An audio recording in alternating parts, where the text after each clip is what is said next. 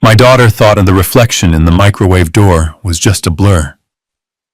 She thought 69 years of life had made my eyes cloudy and my mind weak. She was wrong. I saw the small blue vial tremble in her hand. I saw the clear liquid drip into my pumpkin soup. And when she turned her back to grab a spoon, I did the only thing a father who just paid off his child's $50,000 debt could do. I switched the bowls. You won't believe what happened next. But before I tell you how my own flesh and blood ended up on the floor gasping for air, let me know in the comments where you are watching from. Hit like and subscribe if you have ever had to teach an ungrateful family member a lesson they would never forget. The Chicago winter wind was howling against the kitchen window, rattling the frame, but the chill inside my house was far worse. I sat at the head of the mahogany dining table, a spot I had occupied for 40 years. My hands were folded on the tablecloth. To anyone looking, I was just Harold King, a retired chemistry professor, perhaps a bit slowed by age, perhaps a bit lonely since my wife passed. But my mind was as sharp as the scalpel I used to use in the lab. I was watching Rebecca, my only daughter. My pride and joy, or so I had told myself for 32 years. She was standing by the kitchen island, her back to me. The stainless steel microwave was mounted above the stove and the dark glass acted like a perfect mirror. She didn't know that. She was too busy trying to keep her hand steady. I watched her pull a small glass vial from her cardigan pocket. It wasn't a prescription bottle. It was unlabeled. The liquid inside was a pale, innocent blue. She uncorked it with a quick, jerky motion. I saw her hesitate for a fraction of a second. Just a fraction. I held my breath, hoping, praying to a God I hadn't spoken to in years, that she would stop, that she would remember the pony rides, that she would remember the college tuition I paid in full, that she would remember that just last week I wrote a check to American Express for $50,000 to clear the debt she and her husband Todd had racked up on designer clothes and vacations they couldn't afford. She didn't stop. She tipped the vial. 3 drops, 4, 5, into the steaming bowl of pumpkin soup, my favorite. She stirred it quickly, the metal spoon clinking softly against the ceramic. That sound, that soft clink, was the sound of my heart breaking. It was the sound of the final severing of the bond between father and daughter. She turned to the sink to rinse the spoon. This was it. I didn't stand up. I didn't scream. Years of handling volatile chemicals had taught me that panic causes explosions. Precision prevents them. I leaned forward. My movements were silent. I grabbed my bowl with my left hand and her bowl with my right. I slid them across the polished wood. The friction was soundless. Swap. It took 3 seconds. When she turned back around, drying her hands on a dish towel, I was sitting exactly as I had been. Hands folded. Eyes gazing vacantly at the snow piling up in the backyard. My heart was hammering against my ribs like a trapped bird, but my face was stone. Todd walked in then, my son-in-law. He was wearing that cheap cologne he insisted was imported. He rubbed his hands together, bringing a gust of cold air with him from the garage. "Smells great, Becca," he said, his voice too loud, too cheerful. He walked over to me and clapped a hand on my shoulder. It felt heavy like a shackle. "How are we feeling tonight, Harold?" Ready for some warm soup, I looked up at him. I saw the sheen of sweat on his upper lip. It was 68 degrees in the house. Why was he sweating? I knew why. Because he was a failed real estate agent with a gambling problem I wasn't supposed to know about. Because he was the one who had probably sourced that blue vial. "I am hungry, Todd," I said. My voice sounded raspy. "Good." I played the part. The old man. The mark. Rebecca brought the bowls over. She placed one in front of me. The clean one. She placed one in front of her empty seat. The poisoned one. "Sit, Dad," she said. Her voice was tight. "Eat while it is hot." She sat down across from me. Todd took the seat at the end. The triangle of betrayal. I picked up my spoon. I saw them both tense up. Todd stopped midway to pulling out his chair. Rebecca's eyes were locked on my hand. They were waiting. They were waiting for the old man to take his medicine. I dipped the spoon into the thick orange liquid. I brought it to my lips. I blew on it gently. I could feel their gaze burning into me. I took a sip. "Delicious," I said. I saw Todd exhale. His shoulders dropped 2 inches. Rebecca forced a smile that looked more like a grimace. "I am glad you like it, Dad," she said. She picked up her own spoon. I watched her. I watched the woman I had taught to ride a bike. The woman I had taught the periodic table to. I remembered a Tuesday afternoon when she was 10. She had asked me, "Daddy, what happens if you mix bleach and ammonia?" I had sat her down and explained the chemical reaction, the chloramine gas, how it burns the lungs. I taught her that chemistry respects no one. It is cause and effect. Action and reaction. If you introduce a foreign agent into a system, the system reacts. She was introducing the agent into her own system now. She took a large spoonful. She swallowed. "Eat up, Rebecca," I said softly. "You need your strength." We ate in silence for a few minutes. The only sound was the scraping of spoons. I ate slowly, savoring every bite of the soup that was meant to be my last meal. It tasted of nutmeg and cream. It tasted of survival. Todd was eating fast, shoveling food into his mouth as if to get it over with. He kept glancing at me, then at his watch, so Harold Todd said, his mouth half full. Rebecca and I were talking. We were thinking about the house maintenance. "It is a lot for you, isn't it? With the snow and the roof repairs." "Here it comes. The pitch." "It is fine, Todd," I said, wiping my mouth with a napkin. "I manage." "But do you?" Rebecca chimed in. She put her spoon down. "Dad, you left the garage door open last night. And last week you forgot to pay the water bill. We are just worried." I hadn't forgotten the water bill. I had placed the check in the mail on Monday. And the garage door, Todd had the code. He had probably opened it himself to gaslight me. "I am fine," I repeated. Maybe Todd said, leaning in. "But we found this great facility. Assisted living. Top tier. Just outside the city. We think it might be time to look at it." "Just look." I looked at Rebecca. She was taking another bite of soup. "Is that what you want, Becca?" I asked. "You want to put me in a home?" She swallowed. "It is for your own good, Dad. We just want you to be safe." Safe. The word hung in the air, heavy with irony. Suddenly Rebecca frowned. She dropped her spoon. It clattered loudly against the bowl. She brought a hand to her throat. "What is wrong?" Todd asked, looking at her. "I don't know," she whispered. Her voice sounded wet. "It tastes bitter." "Must be the sage," I said calmly. I took another sip of my soup. "Tastes fine to me." She coughed. A dry, hacking cough. She rubbed her chest. "It is hot in here," she said. "Is the heat on too high?" She pushed her chair back. She looked pale.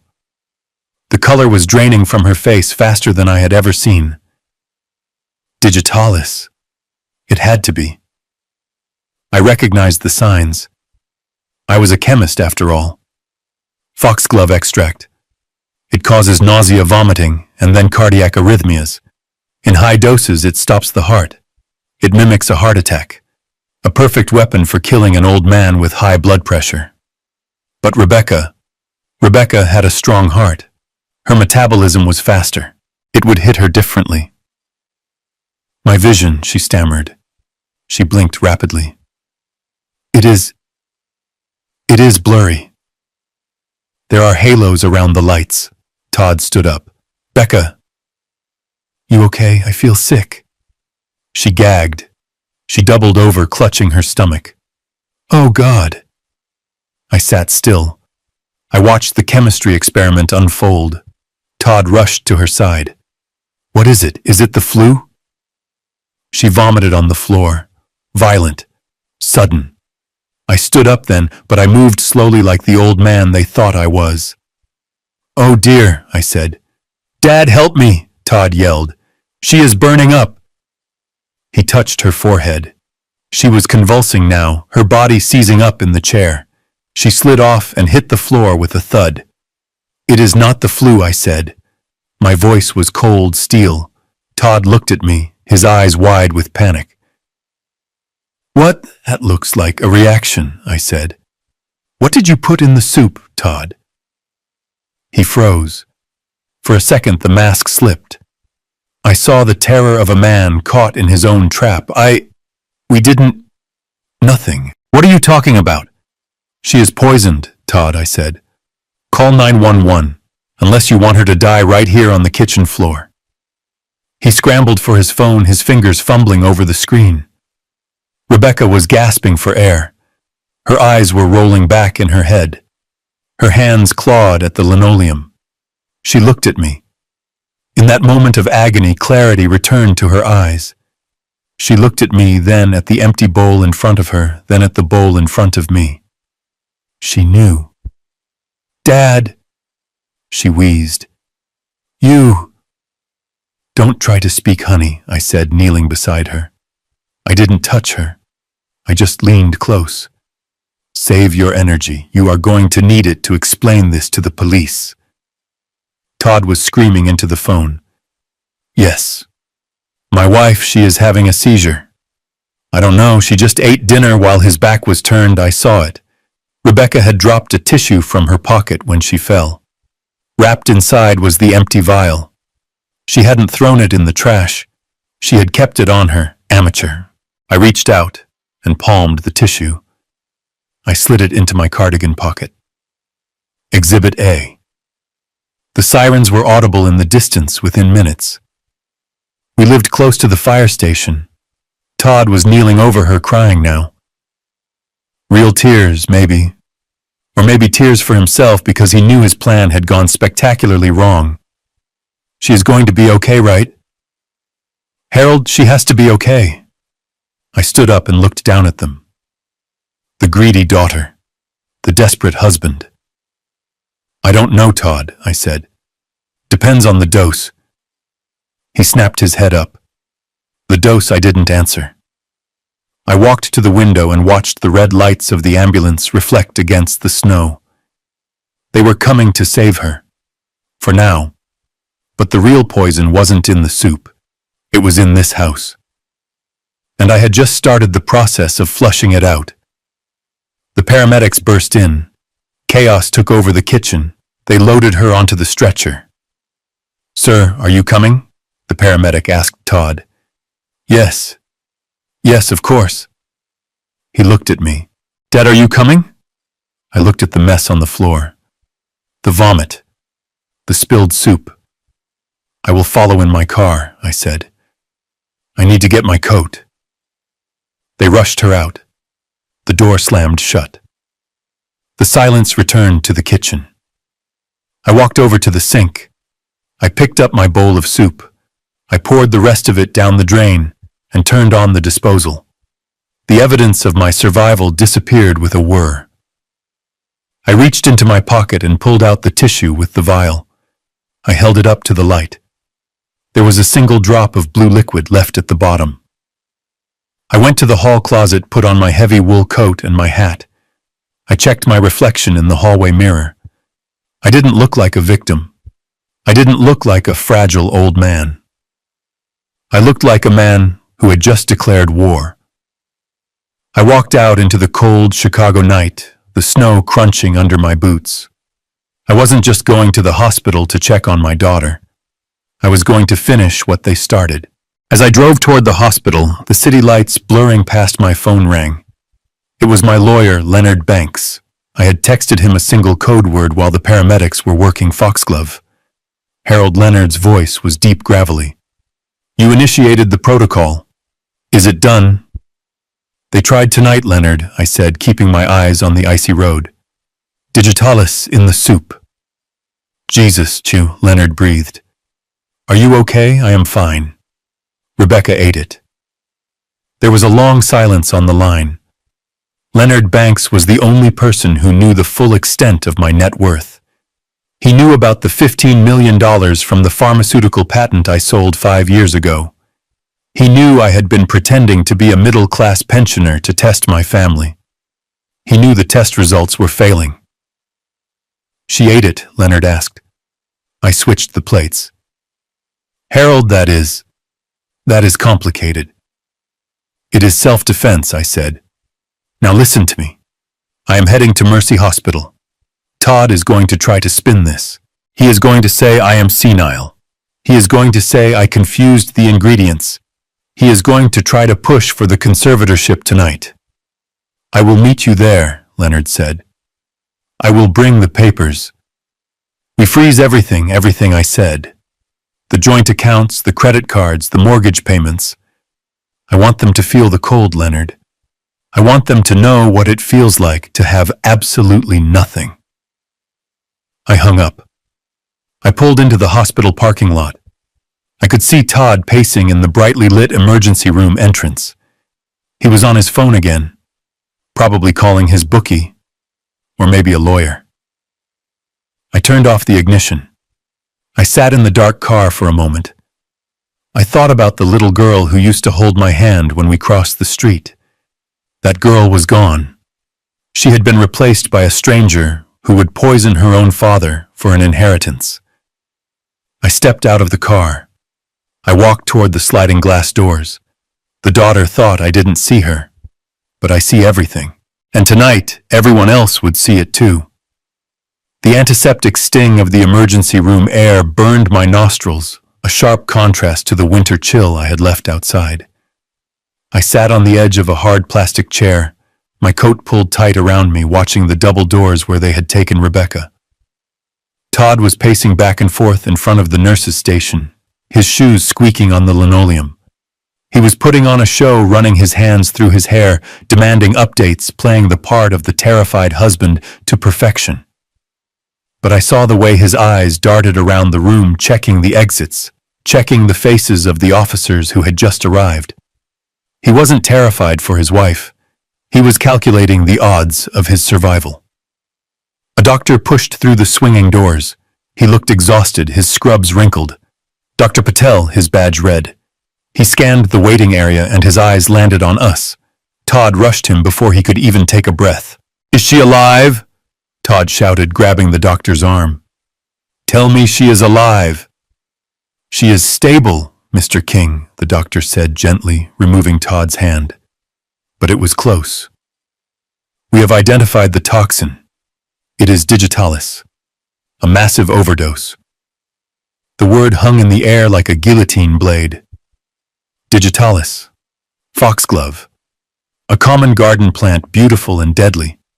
A plant that I, Harold King, the retired chemistry professor with a passion for botany, had growing in my greenhouse. Todd froze. For a split second, I saw the gears turning in his head. He had expected the doctor to say food poisoning or an allergic reaction. He hadn't expected them to identify the specific poison so quickly. But Todd was a survivor, a cockroach who thrived in the dark, and he pivoted faster than I gave him credit for. He spun around and pointed a trembling finger directly at my face. It is him, Todd screamed, his voice cracking with manufactured hysteria. It is the old man. The two police officers standing by the entrance stepped forward, their hands resting instinctively on their belts. The room went silent. Everyone, the nurses, the patients with broken arms and fevers, turned to stare at the white-haired man shrinking into his coat. What are you talking about, sir? One of the officers asked, stepping between Todd and me. He grows it, Todd yelled, spit flying from his lips. He has a garden full of weird plants. Foxglove. He grows foxglove. He makes these teas, these herbal remedies because he doesn't trust modern medicine. He turned his wild eyes on me. You did this, Harold. You confused the jars again, didn't you? You put your poison in the soup, thinking it was parsley or some other weed. The officer turned to me. His expression wasn't accusatory yet, but it was wary. "Sir, do you grow foxglove?" This was the moment. The fork in the road. I could stand up, straighten my spine, and tell them that I was a sane man who had just outsmarted a murder attempt. I could tell them about the debt, the switch, the blue vial in my pocket. But if I did that now, it would be my word against theirs. It would be a messy domestic dispute. Todd would lawyer up. He would hide the money trail. He would claim I was paranoid. No. I needed them to feel safe. I needed them to think they had won. I needed to be the prey so they wouldn't see the trap snapping shut around their ankles.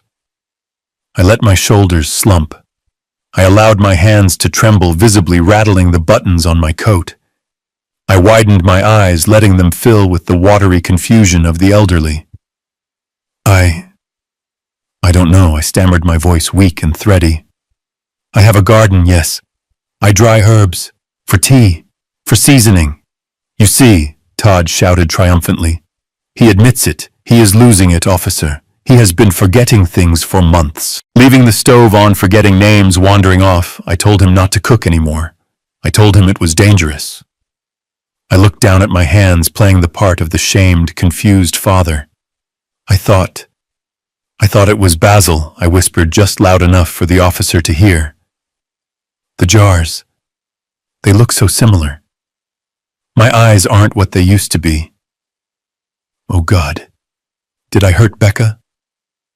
The officer's stance softened immediately. He didn't see a murderer. He saw a tragedy. He saw a senile old man who had made a terrible mistake. He looked at Todd with sympathy. It sounds like an accident, sir, the officer said. A terrible accident. An accident, Todd screeched, but I could see the relief washing over him. He had an out. He didn't have to go down for attempted murder. He could pin it on my failing mind. It was perfect for him. Better than perfect. It laid the groundwork for the conservatorship. He almost killed my wife, Todd yelled, forcing tears now. He is dangerous. He can't be left alone. We have been trying to get him help, trying to get him into a facility, but he refuses. I buried my face in my hands and let out a sob. It wasn't hard to cry. I was crying for the daughter who had sat at that table and watched me eat, waiting for me to die. I am so sorry, I wept. I am so confused lately. I just wanted to make a nice dinner. The doctor looked uncomfortable. Mr. King, digitalis toxicity is very specific. We need to know exactly how much was in the food to treat her effectively. Do you have the plant matter? I threw it out, I stuttered. In the disposal. I cleaned up. I wanted the kitchen to be clean. Todd shook his head, looking at the officers with a pleading expression. You see, he destroyed the evidence because he doesn't even realize what he did. We can't let him go back to that house alone. He is a danger to himself and everyone else. The officer nodded slowly. Sir, we might need to ask you some more questions, but for now... I need to sit down, I gasped, clutching my chest. I feel dizzy. Nurse, the officer called out. They ushered me into a wheelchair. As they wheeled me away from the waiting room, I looked back at Todd. He was wiping his face with a handkerchief, talking rapidly to the other officer. He looked devastated. But as the automatic doors slid shut between us, I saw it. A tiny momentary smirk. He thought he had done it. He thought he had turned a botched murder into the golden ticket to control my life and my millions. He didn't know that in my pocket, wrapped in a tissue, was the glass vial with his wife's fingerprints on it. He didn't know that while he was screaming about my memory, I was memorizing every word he said to use against him in court. He thought I was a senile old man losing his grip on reality. He had no idea he was staring into the eyes of a chemist who was just waiting for the reaction to reach its boiling point. I let them wheel me into an examination room. I let them check my vitals, and I waited for the darkness to settle so I could make my next move. The game had changed, and Todd had just played his hand perfectly into mine. The nurse left me alone in the examination room, closing the door with a soft click that sounded like a starting pistol. She had told me to wait for the doctor, offering me a warm blanket and a sympathetic smile reserved for the confused and the elderly. As soon as the latch clicked, the tremor in my hands vanished. My spine straightened, shedding the weight of 20 years. I wasn't the frail old man trembling in a wheelchair anymore. I was the man who had negotiated with pharmaceutical giants and walked away with a fortune. I stood up and moved to the door, pressing my ear against the cold wood. I could hear the chaotic rhythm of the emergency room outside, the squeak of rubber soles, the rhythmic beeping of monitors, the low murmur of anxious families. Todd would be out there, probably pacing, probably rehearsing his lines about my dementia, or maybe calling his creditors to promise them that the payout was imminent. He had no idea that the clock was already ticking down on his own life, not mine. I opened the door a crack. The coast was clear. I slipped out and walked briskly down the hallway, my steps silent and sure. I ducked into the single-occupancy restroom near the nurse's station and locked the door behind me. The fluorescent lights buzzed overhead, casting a harsh clinical glare on the white tiles. I turned on the faucet, letting the water run to mask my voice, a habit from years of conducting business in places where walls had ears. I pulled my phone from my inner coat pocket. It wasn't the jitterbug phone Todd insisted I use. It was a sleek, encrypted smartphone that contained the keys to a kingdom my family didn't even know existed.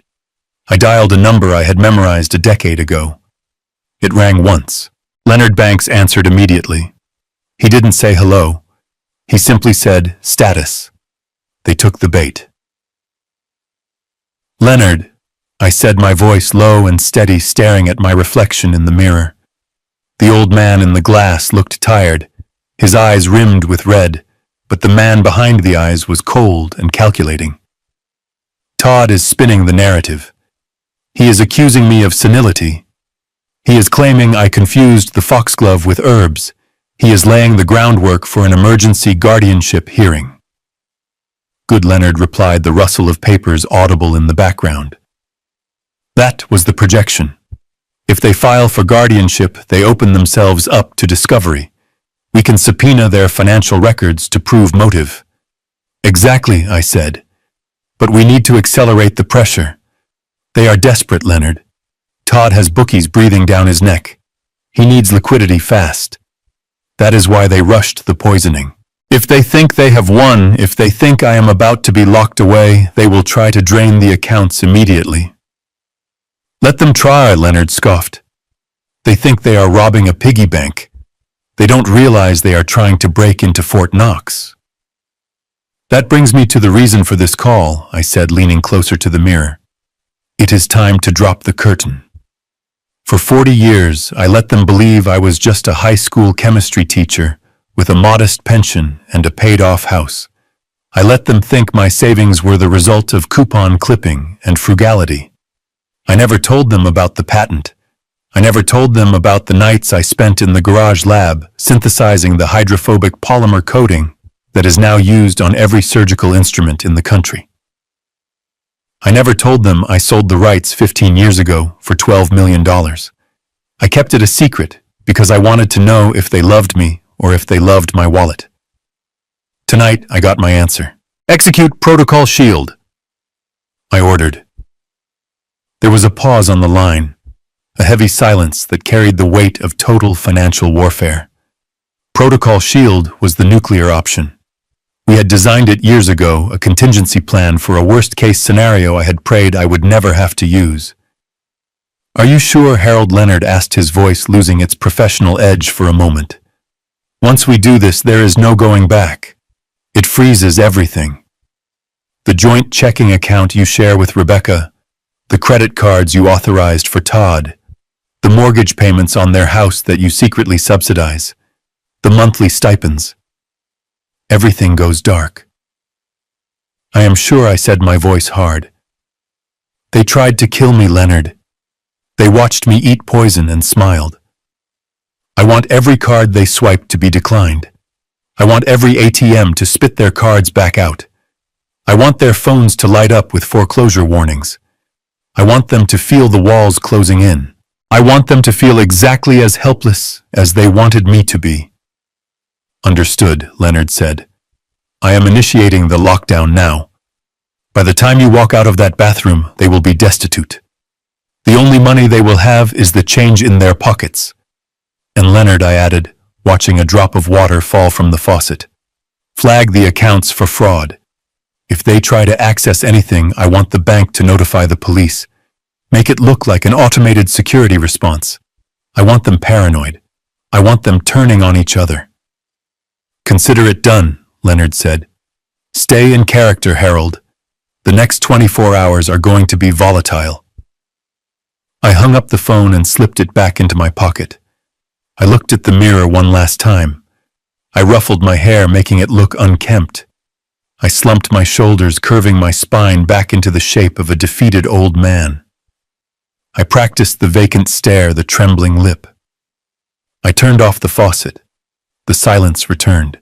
I unlocked the door and stepped back out into the hallway, shuffling my feet, looking lost and small.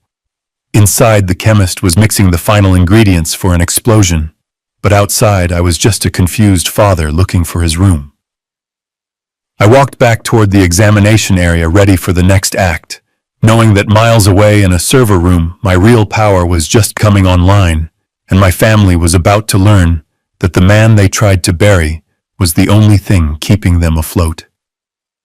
I slumped in the uncomfortable vinyl chair of the hospital waiting room, my chin resting heavily on my chest, my breathing shallow and rhythmic. To the passing nurses and the weary orderly mopping the floor, I was just another exhausted old man worn down by the trauma of the night. A father who had almost lost his daughter to a terrible accident.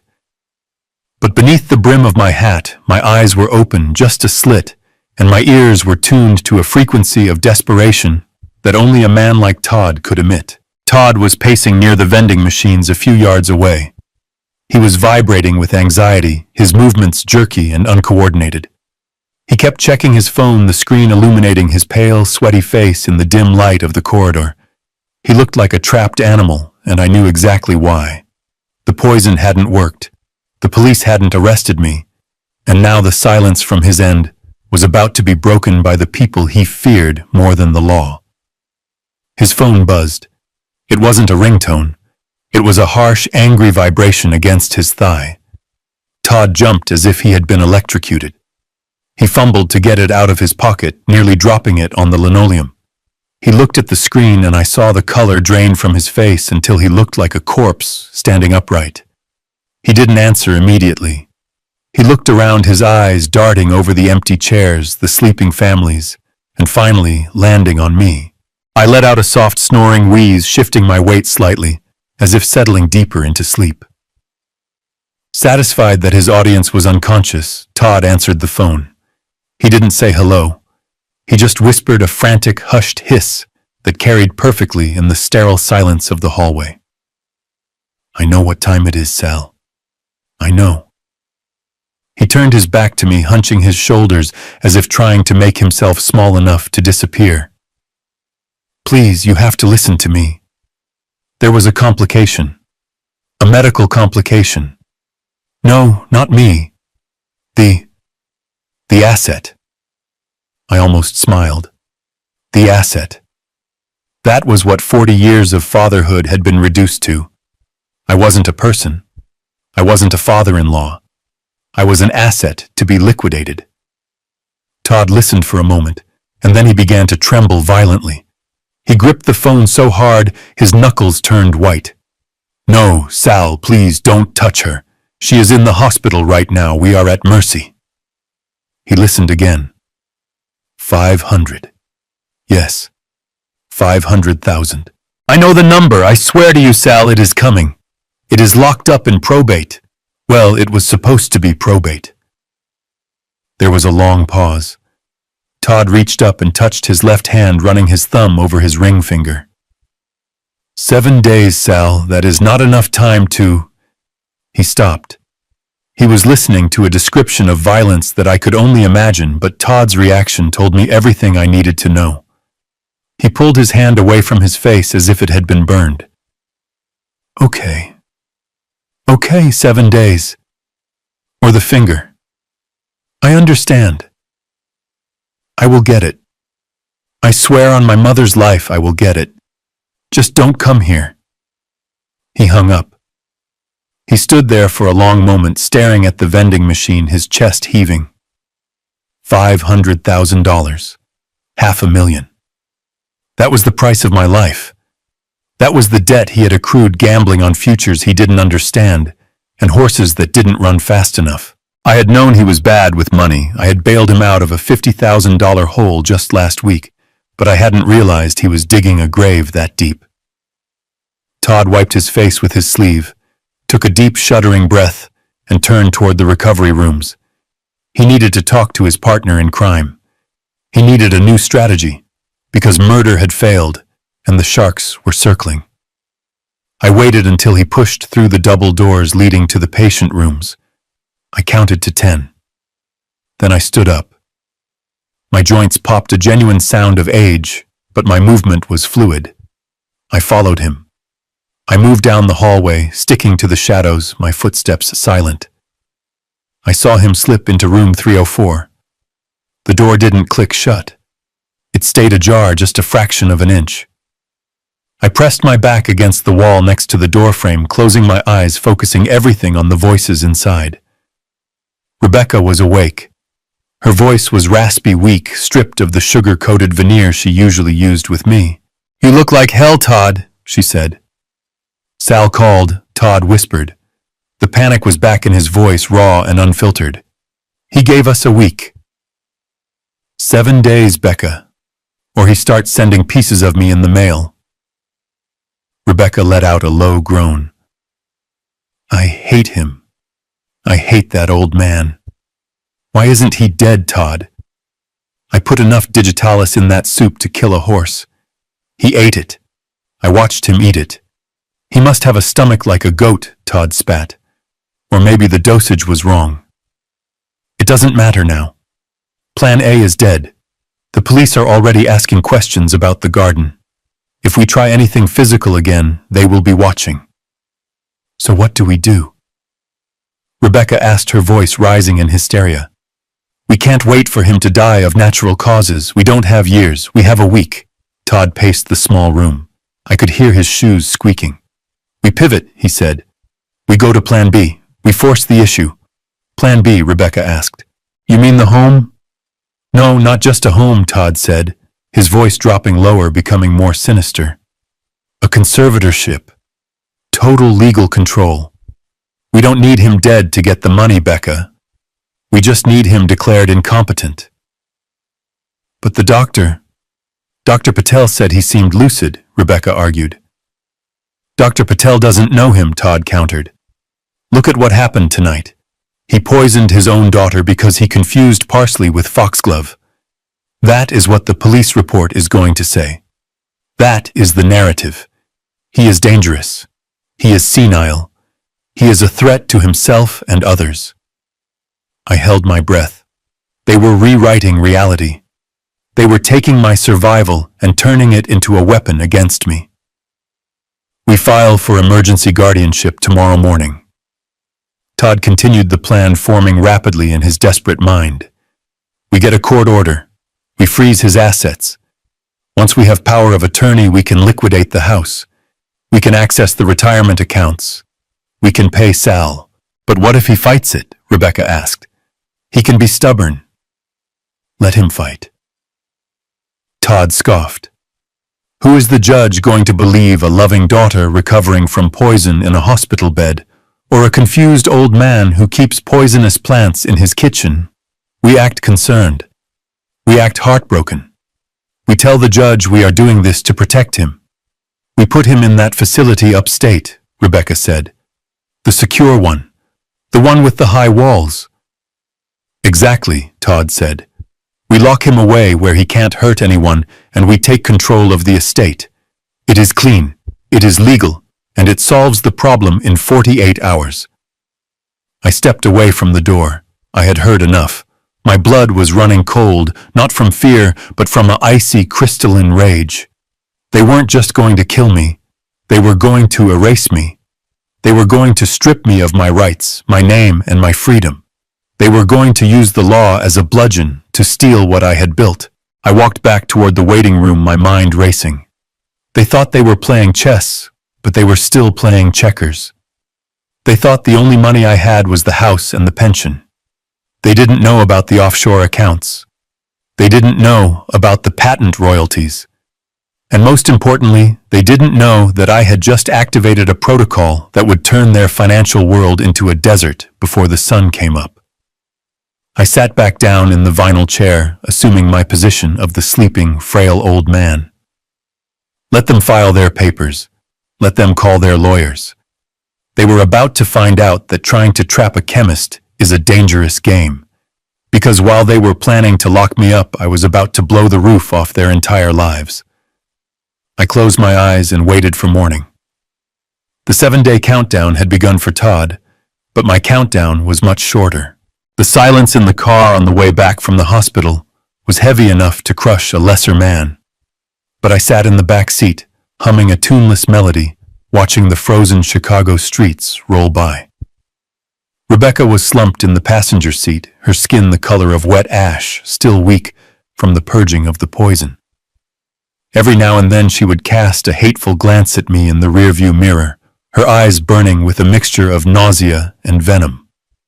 Todd gripped the steering wheel as if he were trying to strangle it, his knuckles white, his jaw working silently.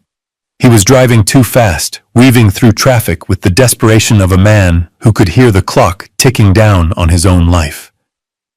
We pulled into the driveway, the tires crunching on the snow I hadn't shoveled. The house looked dark and uninviting, a stage set for a tragedy that was only halfway through its second act. Todd helped Rebecca out of the car, supporting her weight as she shuffled toward the front door. I followed behind them, moving with the exaggerated slowness of the infirm, clutching my coat collar against the wind. Inside, the air was stale, smelling faintly of the pumpkin soup I had poured down the drain.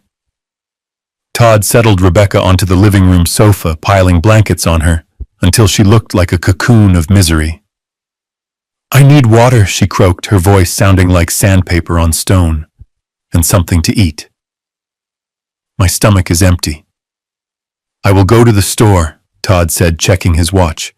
He was jittery, his eyes darting around the room. "I need to get things, electrolytes, crackers, maybe some soup." He looked at me.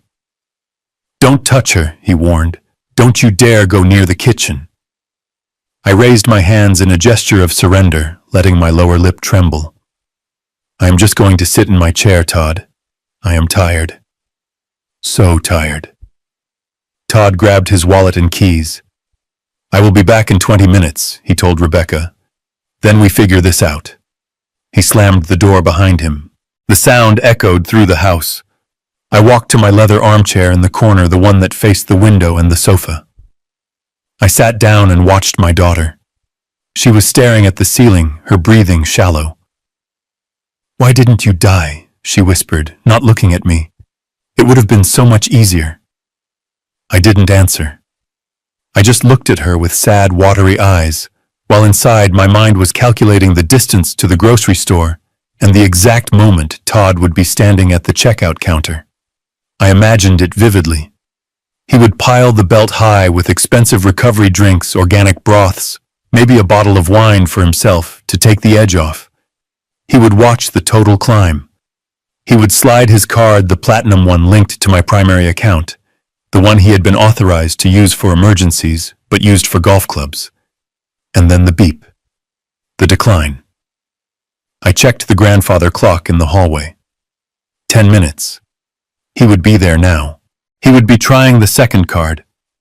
The one I opened for Rebecca. Declined. He would be sweating. He would be trying the debit card for the joint household expenses. Declined. Account frozen. Flagged for suspicious activity. He would be standing there under the fluorescent lights with a line of impatient shoppers behind him, realizing that the plastic in his wallet was just useless scrap. He would have to walk away. He would have to leave the bags. He would have to walk back to his car with nothing. the humiliation burning his cheeks, the realization dawning that the well had run dry. It took him 40 minutes to return. I heard the car screech into the driveway, the engine cutting off abruptly. The front door flew open so hard it banged against the wall, knocking a picture frame askew. Todd stormed in. He didn't have any grocery bags. His face was a mask of pure, unadulterated rage.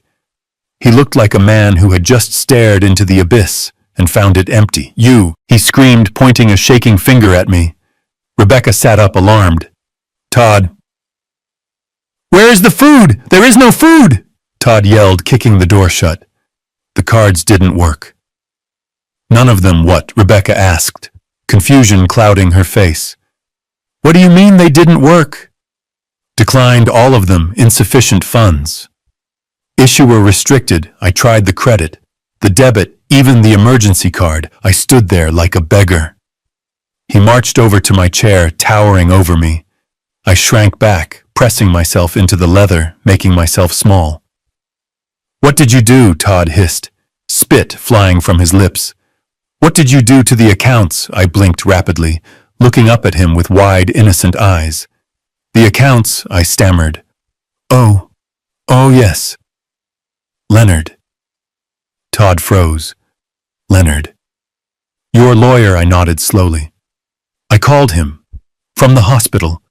After the accident with the soup." I was so scared, Todd. The police were asking questions. I felt so confused.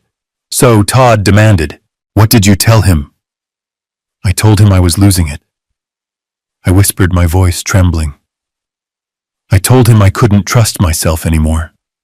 I told him I almost hurt Becca because I couldn't tell the jars apart. I told him I needed protection. "Protection?" Rebecca asked, her voice rising. "Yes," I said. "Leonard said. He said that if I am becoming senile, I am vulnerable. He said scammers target old people like me. He said I needed to lock everything down.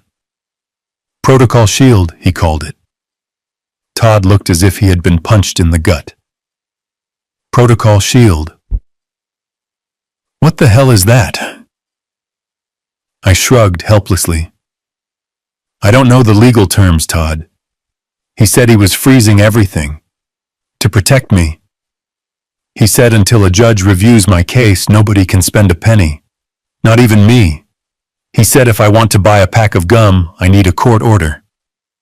The silence that followed was absolute. It was the silence of a bomb that had just detonated, leaving nothing but ringing ears and dust. "You froze the money," Todd whispered, his voice trembling with horror. "All of it." "To keep us safe," I said, smiling weakly. "So I don't get scammed. Leonard said it was the responsible thing to do." "You idiot," Todd screamed, grabbing his hair with both hands. "You senile old fool. Do you have any idea what you have done?" I did what was best," I said, my voice wavering. "Leonard said." "To hell with Leonard," Todd roared. He spun around and kicked the coffee table, sending magazines flying. "We need that money. We need it now." "Why?" I asked innocently. "We have food in the pantry. We have a roof. Why do we need money right now, Todd?" He couldn't tell me. He couldn't tell me about Sal and the fingers and the 7-day deadline. He just stood there, panting, his eyes wild. Rebecca struggled to stand up. "Dad, call him back. Call Leonard. Tell him to unlock it. Tell him it was a mistake." "I can't," I said sadly. He said it is a legal process now. Once the protocol is active, it takes weeks to reverse. He said it is for my own good. "Weeks," Todd choked. "We don't have weeks." He looked at Rebecca. Panic was setting in, cold and hard. They were realizing that the trap they had built for me had just snapped shut on their own legs. They had wanted a conservatorship. They had wanted to prove I was incompetent. Well, I had just given them exactly what they wanted. I had acted so incompetent that the law had stepped in to protect me from everyone, including them. "Cash," Todd muttered. "We need cash. There has to be cash in the house." He looked around the room, his eyes landing on the antique secretary desk in the corner, the one where I kept my correspondence. Where do you keep it? He demanded, turning to me. The emergency fund. The stash. Every old man has a stash.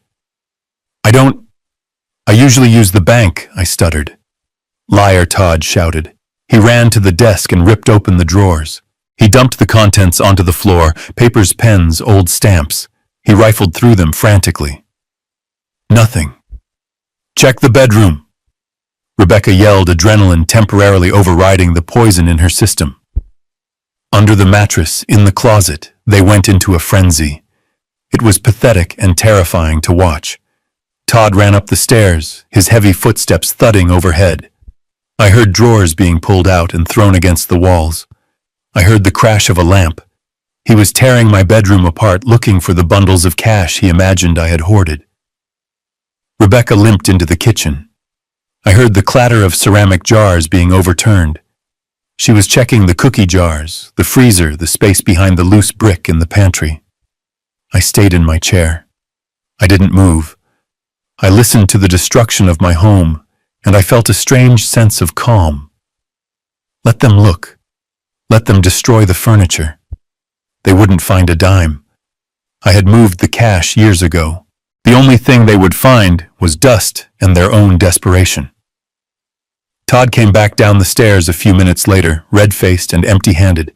He was holding a small wooden box he had found in my closet, my wife's jewelry box.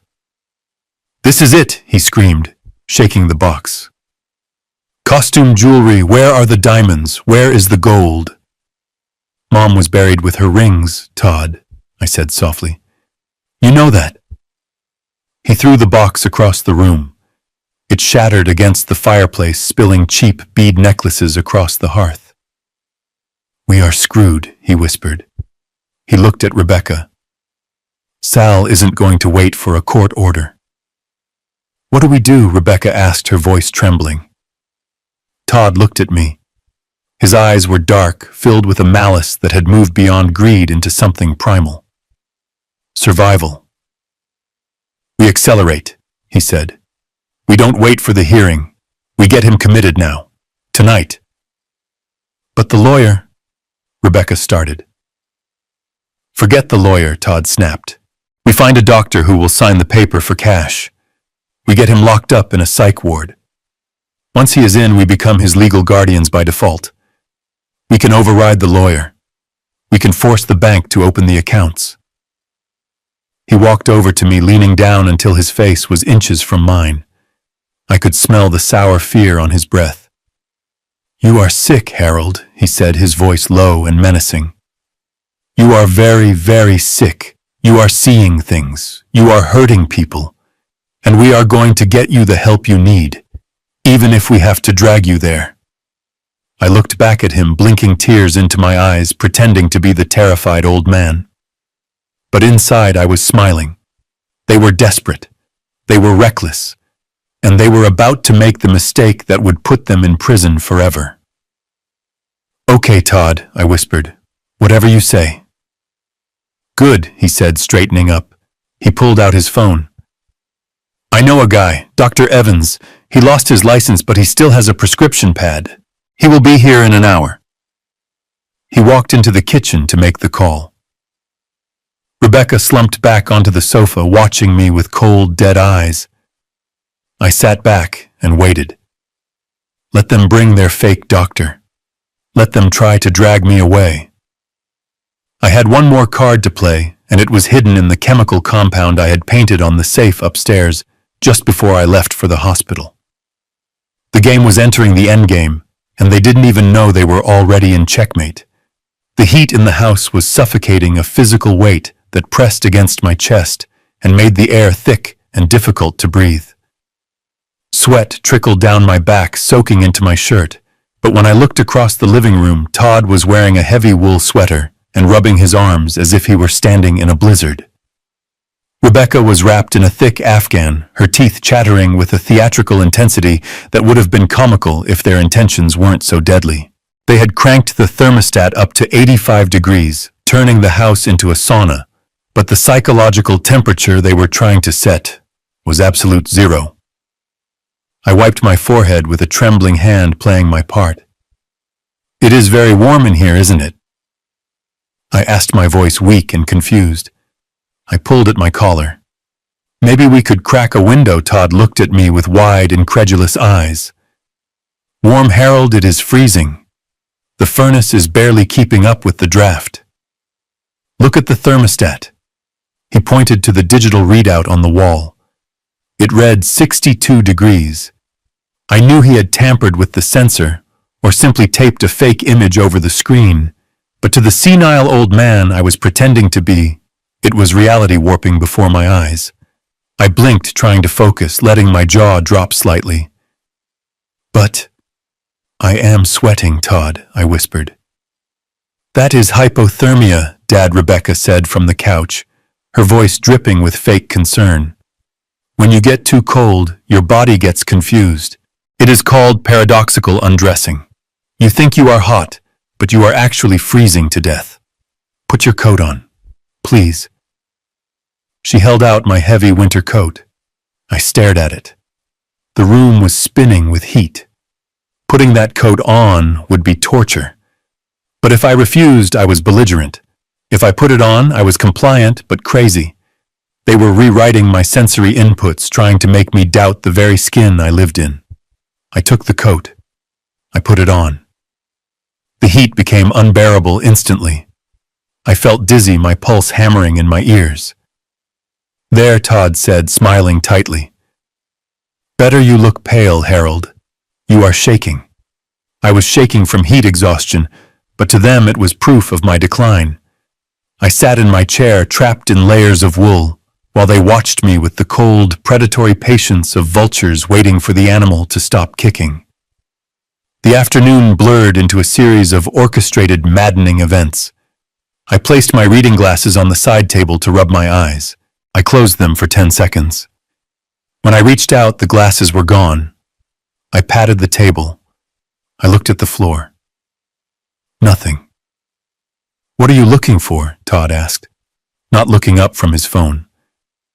"My glasses," I mumbled. I just set them down. Right here." "You haven't had your glasses all day," Harold Todd said casually.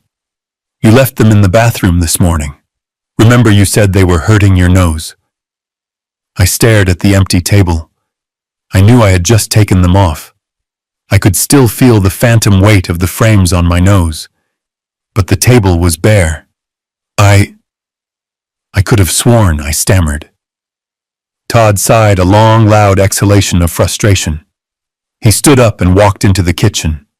A moment later, he called out, "Harold, come look at this." I hauled myself up, the heavy coat weighing me down, and shuffled into the kitchen. Todd was standing by the open refrigerator. He pointed to the middle shelf right next to the milk carton. My glasses were sitting there, frosted over with cold. "Why did you put your glasses in the fridge?" Harold Todd asked, his voice gentle, patronizing.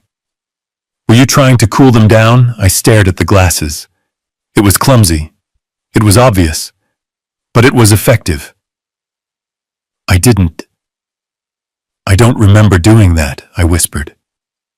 "That is the problem," Dad Rebecca said, appearing in the doorway. "You don't remember anything anymore. You are dangerous.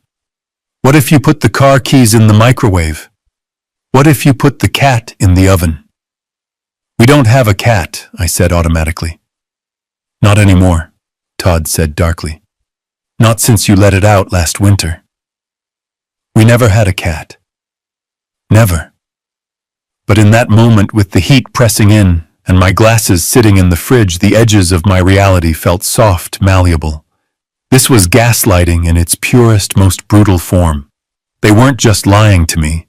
They were dismantling my history brick by brick.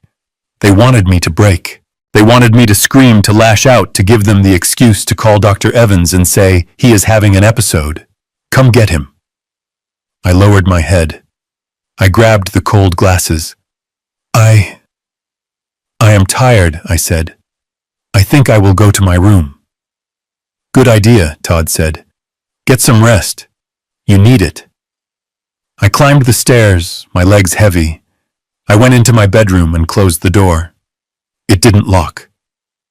They had removed the lock weeks ago, claiming it was a safety hazard in case I fell.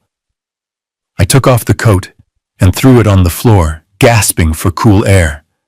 I opened the window a crack, letting the winter freeze bite my skin, grounding me, reminding me that I was alive, I was sane, and I was angry. Night fell, bringing with it a new kind of torment.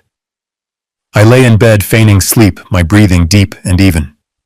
I heard the floorboards creak in the hallway. The door handle turned slowly. They came in like ghosts. I kept my eyes closed, my body relaxed, but my senses were on high alert. I could smell Todd's stale sweat and the cloying scent of Rebecca's lotion. They stood over the bed, looking down at me. "He is out," Todd whispered. "Look at him," Rebecca hissed. "He looks so peaceful, while our lives are falling apart." They leaned closer. I felt their breath on my face. "You are crazy, old man," Todd whispered, his voice a low rhythmic chant right in my ear. "You are losing your mind. You don't know where you are. You belong in a hospital, a nice padded room. You are sick." Rebecca joined in, whispering in the other ear. "You are a burden. Everyone is laughing at you. You tried to kill your daughter. You are a monster. They were trying to reprogram my subconscious. It was a crude technique, but relentless. They did this for 10 minutes, a stream of poisonous suggestions meant to seep into my dreams and rot my confidence from the inside out. Finally, they pulled away. "Check the safe again," Todd whispered. Maybe he wrote the combination down somewhere new. I heard them rummaging through my dresser drawers, quiet as mice. They checked the pockets of my pants. They looked under the rug. They were desperate for the code to the wall safe hidden behind the painting of the ship in the storm. They knew there wasn't cash in the bank accounts anymore, so they had convinced themselves I must have a physical stash. They left empty-handed, closing the door silently. I waited. I counted to 1,000 in my head, visualizing the periodic table, grounding myself in the immutable laws of the universe. Hydrogen, helium, lithium, beryllium, facts, truth, things they couldn't touch. When the house was silent, I sat up. I didn't turn on the lamp. I moved by the moonlight, filtering through the sheer curtains. I walked to my closet and reached into the back inside the pocket of an old raincoat I hadn't worn in years. I pulled out a small opaque jar and a UV flashlight. I wasn't just a chemistry professor. I was an inventor. And this jar contained a compound I had synthesized for fun years ago, an invisible powder that reacted to the oils in human skin and glowed a brilliant, undeniable crimson under ultraviolet light.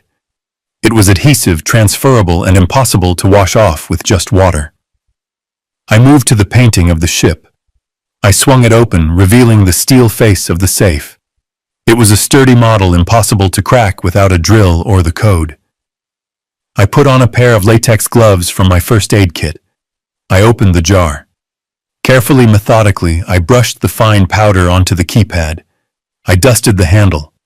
I coated the entire front panel of the safe. The powder was invisible to the naked eye. To anyone looking, the safe was just cold steel. But to anyone who touched it, it would be a branding iron. I closed the painting. I stripped off the gloves and hid them. I hid the jar. I went back to bed, but I didn't sleep. I lay there staring at the ceiling, waiting. They were desperate. The loan sharks had given them a deadline. They wouldn't wait for the court order. They wouldn't wait for the doctor. They would try to crack the safe tonight. They would think I was asleep, broken by the heat and the confusion. They didn't know that I had just turned the object of their desire into the evidence of their crime. When Todd touched that keypad, he wouldn't just be trying to steal my money. He would be painting a target on his own hands. And tomorrow, when the police arrived, I wouldn't need to say a word. I would just turn on the light, and his guilt would shine like blood in the dark. Let them whisper. Let them hide my glasses. Chemistry doesn't lie, and by morning, the reaction would be complete. The grandfather clock in the hallway chimed 2 a.m. the sound reverberating through the floorboards like a funeral toll. I was already awake, of course. I had been awake since the moon rose, sitting in the wingback chair in the shadows of my bedroom, wrapped in a dark blanket that merged with the gloom. My phone was in my hand, the screen dimmed to the lowest setting, the camera app open and waiting. I wasn't just an old man hiding in the dark. I was a hunter in a blind, waiting for the predators to return to the bait. I knew they would come. Desperation has a scent acrid and metallic, and the entire house reeked of it. Todd had been pacing downstairs for hours, the vibrations of his footsteps transmitting his panic through the frame of the house. The 7-day deadline from his loan shark was burning a hole in his mind, and logic had long since abandoned him. I heard the creak of the stairs. It wasn't the stealthy creep of earlier. It was heavy, clumsy. He didn't care about waking me anymore. In his mind, I was either catatonic from the gaslighting or too feeble to stop him. I moved silently to the closet. I had cracked the door earlier, creating a perfect line of sight to the painting of the storm-tossed ship on the far wall. Behind that painting was the wall safe. Behind that safe door was absolutely nothing but empty space and dust, but Todd didn't know that. He thought it was the end of the rainbow. Todd entered the room. He didn't even look at the bed where he assumed I was sleeping. He went straight for the painting. He was wearing the same clothes he had worn all day, sweat stains dark under the arms. He swung the painting open with a violent jerk, the frame hitting the wall with a thud. I pressed the record button on my phone. He stared at the keypad. I could see his profile illuminated by the moonlight. He was muttering to himself a manic stream of numbers. Birthdays, anniversaries, my social security number. He reached out and punched in a code. Beep. Red light. He tried again. Faster this time, his fingers mashing the buttons. Beep. Red light. He slammed his fist against the steel door. The sound was a dull clang that made me wince, but I kept the camera steady. "Open, you son of a bitch," Todd hissed. Rebecca appeared in the doorway. She looked like a ghost in her pale nightgown. Her hair matted her face, still gaunt from the poisoning. She didn't look at the empty bed either. She just watched her husband unravel. "He changed it," she said. Her voice was flat, devoid of emotion. He couldn't have. Todd snapped, not looking at her. "He is senile. He puts his glasses in the fridge. He doesn't remember what day it is. How could he remember to change a safe combination?" "Maybe he isn't as crazy as we want him to be," Rebecca said. She walked into the room. She stood right next to him. I zoomed in. I needed this. I needed them both in the frame. Todd turned to her, his eyes wide and wild. "Don't say that. Don't you ever say that. He is cooked, Becca. His brain is mush. He probably changed it by accident. He probably mashed the buttons thinking it was the microwave." He tried another code. Beep. Red light. Todd let out a strangled cry of rage. He turned and walked to the fireplace. He grabbed the heavy iron poker from the stand. "Todd, no," Rebecca said, but she didn't move to stop him. She just watched. "I am opening this thing," Todd growled. "I don't care if I have to peel it off the wall." He swung the poker. It connected with the keypad with a deafening crash. Sparks flew.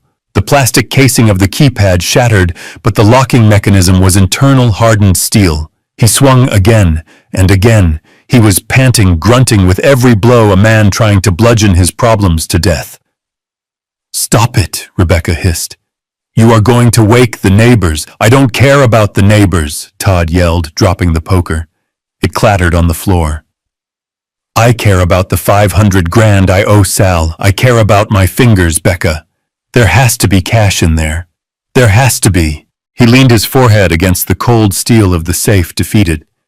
He placed his palms flat against the door, sliding them down, leaving a trail of sweat and oil. Perfect. He was coating himself in the invisible powder I had applied hours ago. He was marking himself with evidence that would be impossible to wash away. Rebecca stepped closer. She placed a hand on his back. It was a gesture that should have been comforting, but there was no warmth in it. "We should have used more," she whispered. I held my breath. This was it. The camera was rolling. The audio was crisp. Used more what Todd asked, lifting his head. "The digitalis," Rebecca said. Her voice was cold, a simple statement of fact. "We should have doubled the dose. The old man should have died after that soup, Todd. We shouldn't be dealing with safes and lawyers. We should be planning a funeral." There it was, the confession. Clear as a bell. Todd turned to look at her. He didn't look horrified. He looked regretful. "I know," he said. "I messed up the extraction. I didn't concentrate it enough. He shouldn't be here." Rebecca continued looking around the room with disdain. "He is just taking up space. He is sucking up resources that belong to us. He lived his life. Why can't he just let go? Why does he have to make it so hard for us? Because he is selfish," Todd spat. "He has always been selfish, sitting on a pile of money while we drown. He hit the safe one last time with his open hand." "We stick to the plan," Todd said. "Tomorrow. Dr. Evans comes at 9. We get the signature. We get the order. We drag him out of here, kicking and screaming if we have to. Once he is in the ward, we get power of attorney. Then we get a locksmith. A professional one. And if Evans doesn't sign," Rebecca asked, "then we suffocate him with a pillow and say his heart gave out." Todd whispered, "I am done playing games, Becca. I am not losing my hands for this old fool." I stopped recording.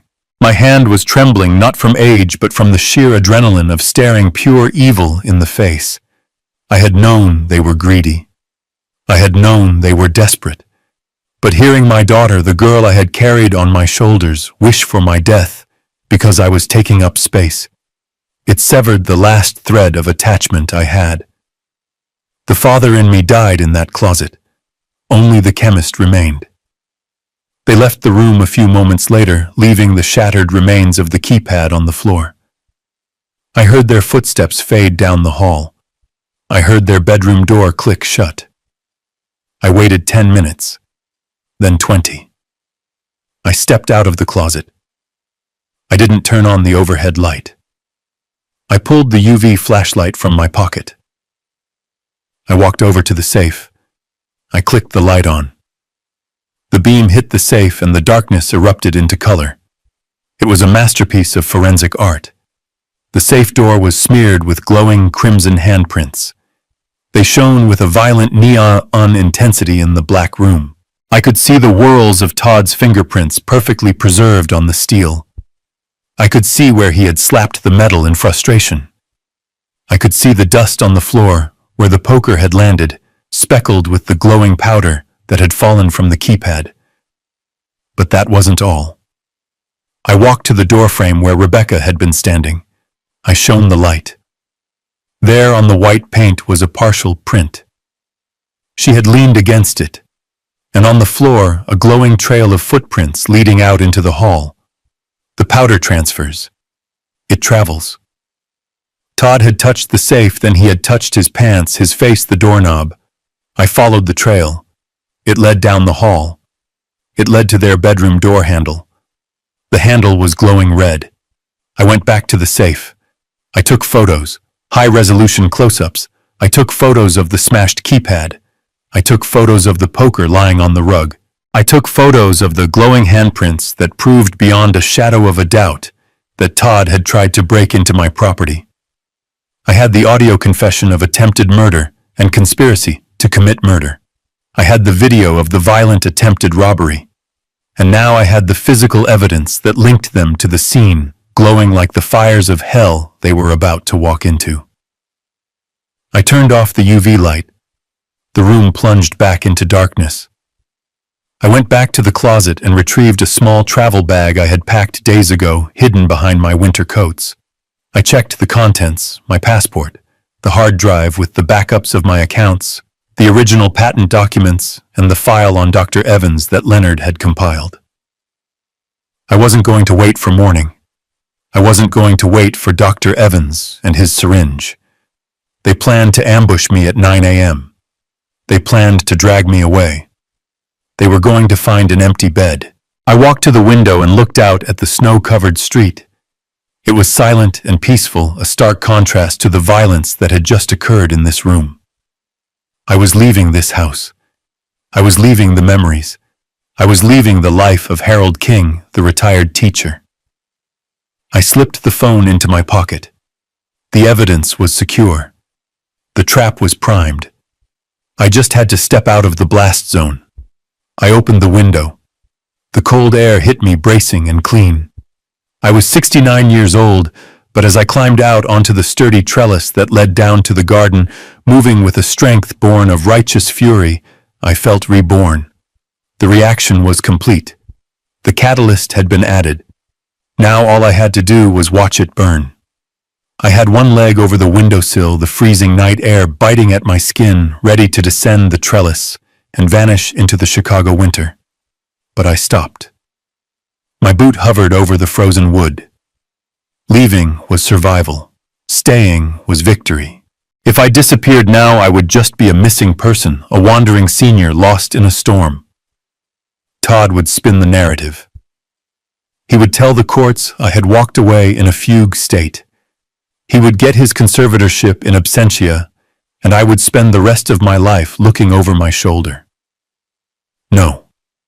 I needed them to commit the crime. I needed them to sign their names to a lie so big it would bury them. I needed Dr. Evans to put his pen to paper. I pulled my leg back inside. I closed the window and latched it. I hid my go-bag under the loose floorboard beneath the bed, ensuring it was invisible but accessible. Then I sat in the wingback chair, smoothed my hair, and waited for the sun to rise. At exactly 9 a.m., the doorbell rang. It wasn't a friendly chime. It was a summons. I heard Todd's heavy footsteps rushing to answer it, the murmur of voices in the foyer, and then the distinct wet cough of a smoker. I didn't wait for them to come get me. I walked out to the landing and looked down. Todd was shaking hands with a man who looked like he had been assembled from spare parts of better men.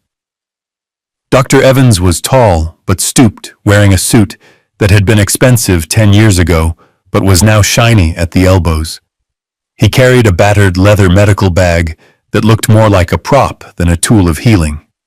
His face was a roadmap of bad decisions, broken capillaries on his nose, a nervous tick under his left eye, and a sheen of sweat that the winter chill hadn't dried. Todd looked up and saw me. For a second, he looked terrified, as if he expected me to be holding the poker or screaming about the safe. But I just gripped the banister with trembling hands and blinked slowly. "Good morning, Todd," I said, my voice cracking perfectly. "Who is your friend?" Todd exhaled, his shoulders dropping. He put on his concerned face, the mask slipping easily back into place. "This is Dr. Evans Harold. He is a specialist. He is here to help us. Help you." I walked down the stairs, taking them one at a time like a toddler. I stopped in front of the doctor. He smelled of peppermint, trying to cover up stale bourbon.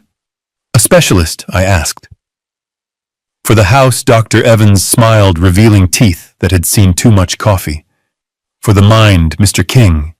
For the memory. "Your son tells me you have been having some trouble distinguishing reality lately." I looked at Todd. He wouldn't meet my eyes. "I am fine," I whispered. I get confused sometimes." "Shall we sit?" Evans asked, gesturing to the living room as if it were his clinic. We sat. Rebecca came in from the kitchen holding a cup of coffee. She didn't offer me any. She sat next to Todd, clutching his arm, playing the part of the worried daughter. Dr. Evans pulled a clipboard from his bag. He clicked a silver pen. "Let's start with the basics, Harold. Can you tell me what year it is?" I stared at him. It was a trap. If I got it wrong, I was crazy. If I got it right, he would say I was guessing. "It is 2024, I said, making it a question. Evans wrote something down. He didn't look up. "And who is the President of the United States?" I answered correctly. He wrote again, Harold. "Your family tells me you have been exhibiting aggressive behavior, violent outbursts. Is that true?" I looked at the fireplace where Todd had smashed my wife's jewelry box. I looked at the wall where the safe was hidden behind the painting.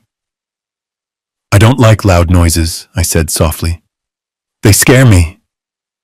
Evans nodded, scribbling furiously. "Paranoia. Hypersensitivity." "And the incident with the soup," Evans asked, his eyes drilling into mine.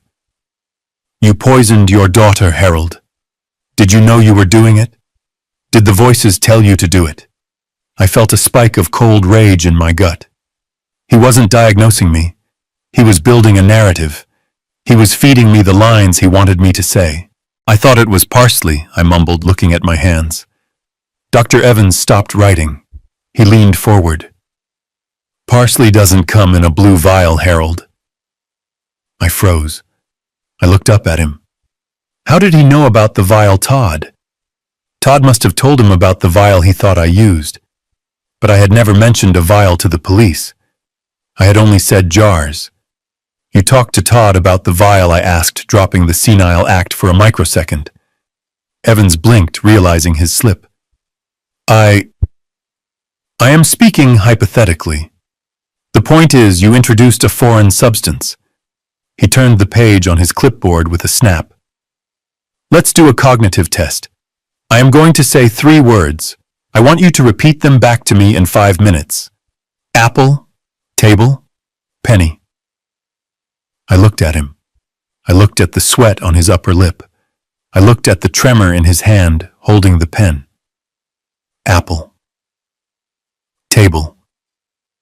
Penny, I repeated. We sat in silence. Todd tapped his foot. Rebecca chewed her lip. The clock ticked. 5 minutes passed. "Okay," Harold Evans said. "What were the words?" I looked at him blankly. "What words?" I asked. Todd let out a sigh of relief so loud, it sounded like a tire deflating. Evans smiled a predatory smile. He wrote on his clipboard in large block letters. I could read it upside down. "Severe cognitive decline. Immediate danger." He stood up. He didn't offer to shake my hand. He turned to Todd. "It is worse than you described," he said, his voice grave. "He is completely detached. The memory loss is profound. Coupled with the violent episode, I cannot in good conscience recommend he stay in this environment." Rebecca started to cry. Fake dry sobs. "Oh, Dad, I am so sorry." "What is the diagnosis?" Dr. Todd asked, trying to hide the eagerness in his voice. "Acute dementia with psychotic features," Evans declared. He ripped the page off the clipboard and handed it to Todd. "This is a medical hold recommendation. He needs a secure facility, somewhere they can manage his episodes." Todd took the paper. He looked at it like it was a winning lottery ticket. "Thank you, Doctor. We just want him to be safe." I stood up. "I have to go to the bathroom," I said. "Sit down, Harold," Todd snapped. "We aren't done." The doorbell rang again. Todd checked his watch. "That will be Mr. Sykes." "Mr. Sykes?" I asked. "The social worker," Rebecca said, wiping her dry eyes. "We called him to help with the transition." Todd went to the door. He came back with a man who looked like a thumb in a cheap suit. Mr. Sykes was short, broad, and had the dead eyes of a bureaucrat who had sold his soul for a pension. He didn't look at the room. He looked at the paperwork Todd shoved into his hands. "Dr. Evans's report." Sykes asked, his voice a monotone drone. "Right here," Todd said. Sykes scanned it. He nodded. He looked at me for the first time. He didn't see a person. He saw a file number. "Mr. Harold King," he said. "I am an emergency caseworker with Adult Protective Services. Based on the medical evaluation provided by Dr. Evans and the sworn affidavits from your family regarding the poisoning incident, The state is intervening. Intervening? I asked, my voice trembling. You are being placed under a temporary 5150 hold for emergency psychiatric evaluation, Sykes said. You have been deemed an imminent danger to yourself and others. A hold. I stepped back. You are taking me away. We are transporting you to the Greenbrier Behavioral Health Center, Sykes said. They have a bed waiting. The transport team is 5 minutes out. Greenbrier. I knew the place. It was a warehouse for the unwanted, a place where they sedated you until you forgot your own name or until your family drained your accounts and stopped paying the bill. You can't do this, I whispered. This is my house. It is for your own good, Dad, Rebecca said, standing up. She walked over to me. She put her hand on my shoulder. It felt heavy, possessive. We can't take care of you anymore. You tried to kill me. You need help. I looked at her. I looked at the triumph in her eyes. She thought she had won. She thought the piece of paper in Sykes's hand was a checkmate. When I asked, "When are they coming?" Sykes checked his phone. The transport van is delayed by the snow. They will be here in 24 hours. Until then, you are remanded to the custody of your son-in-law. You are not to leave this house. If you try to leave, the police will be called and you will be arrested.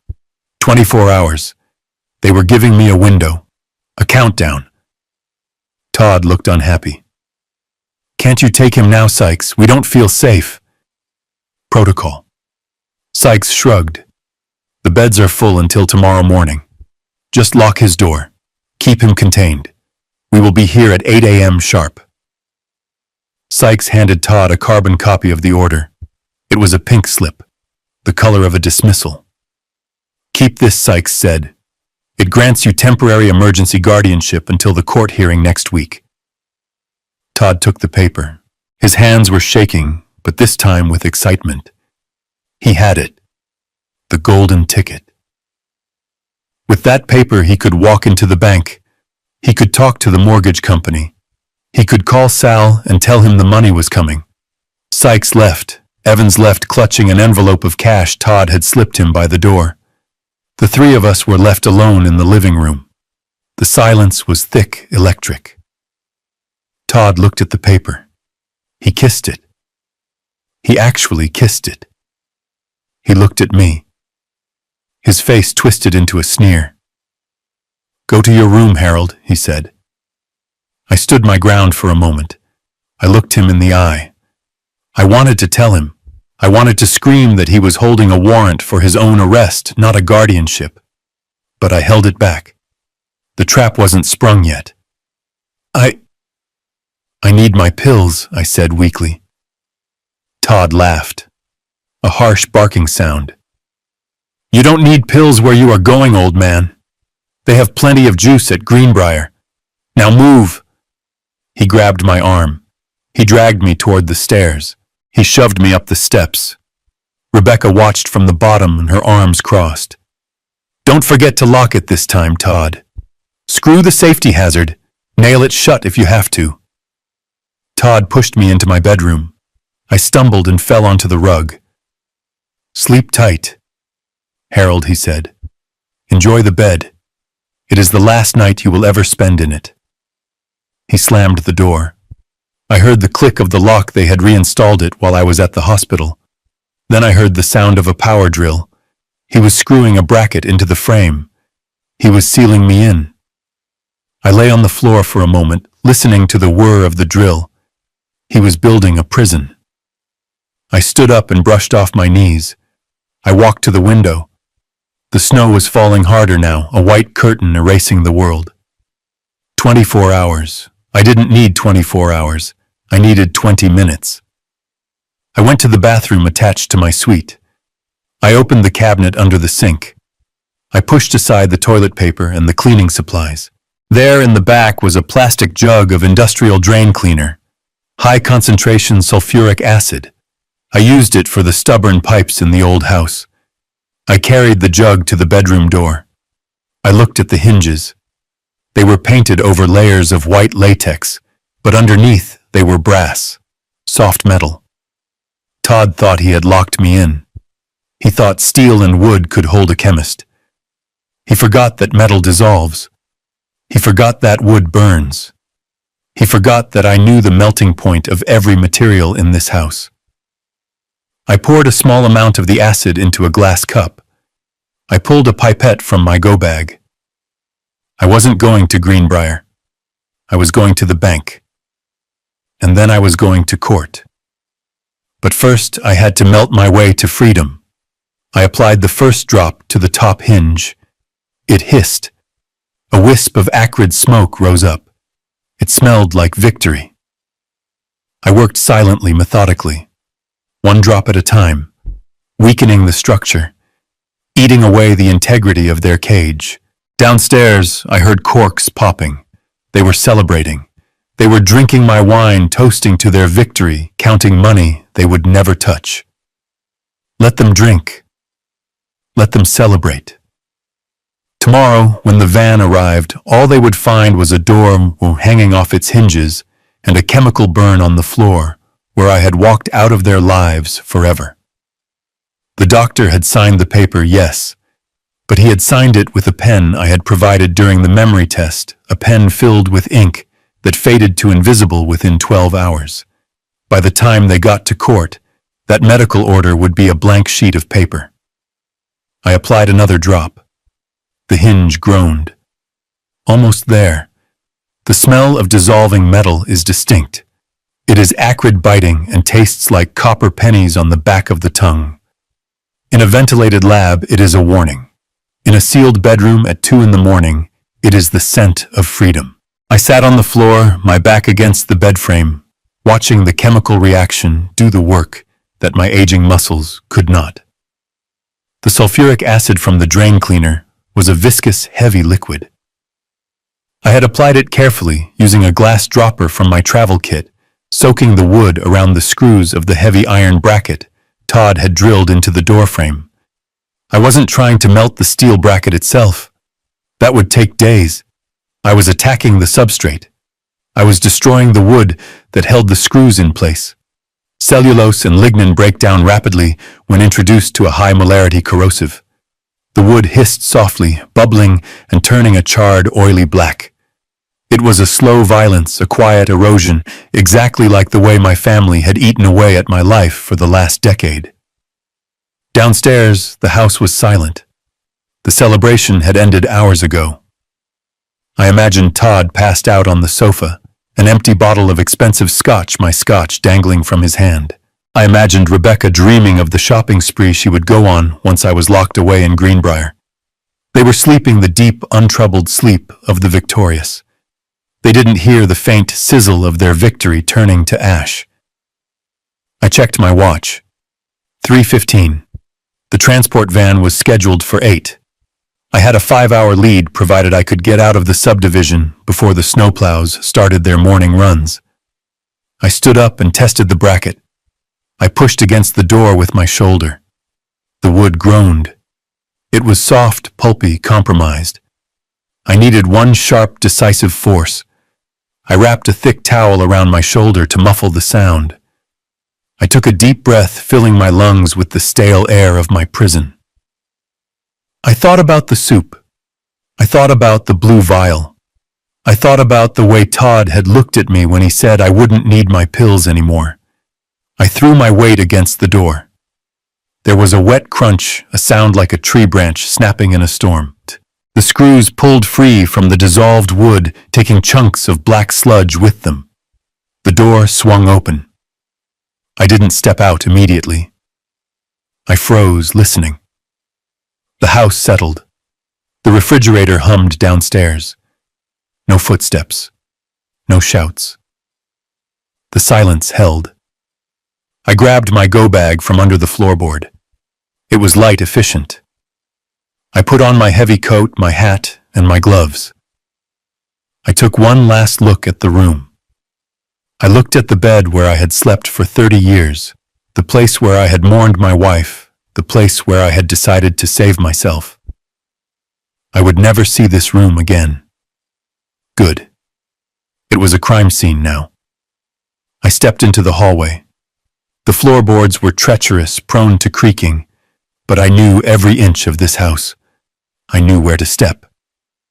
I hugged the wall, moving like a shadow. I reached the top of the stairs and looked down into the foyer. The streetlights outside cast long, skeletal shadows through the transom window. I descended slowly, one hand hovering over the rail, but not touching it.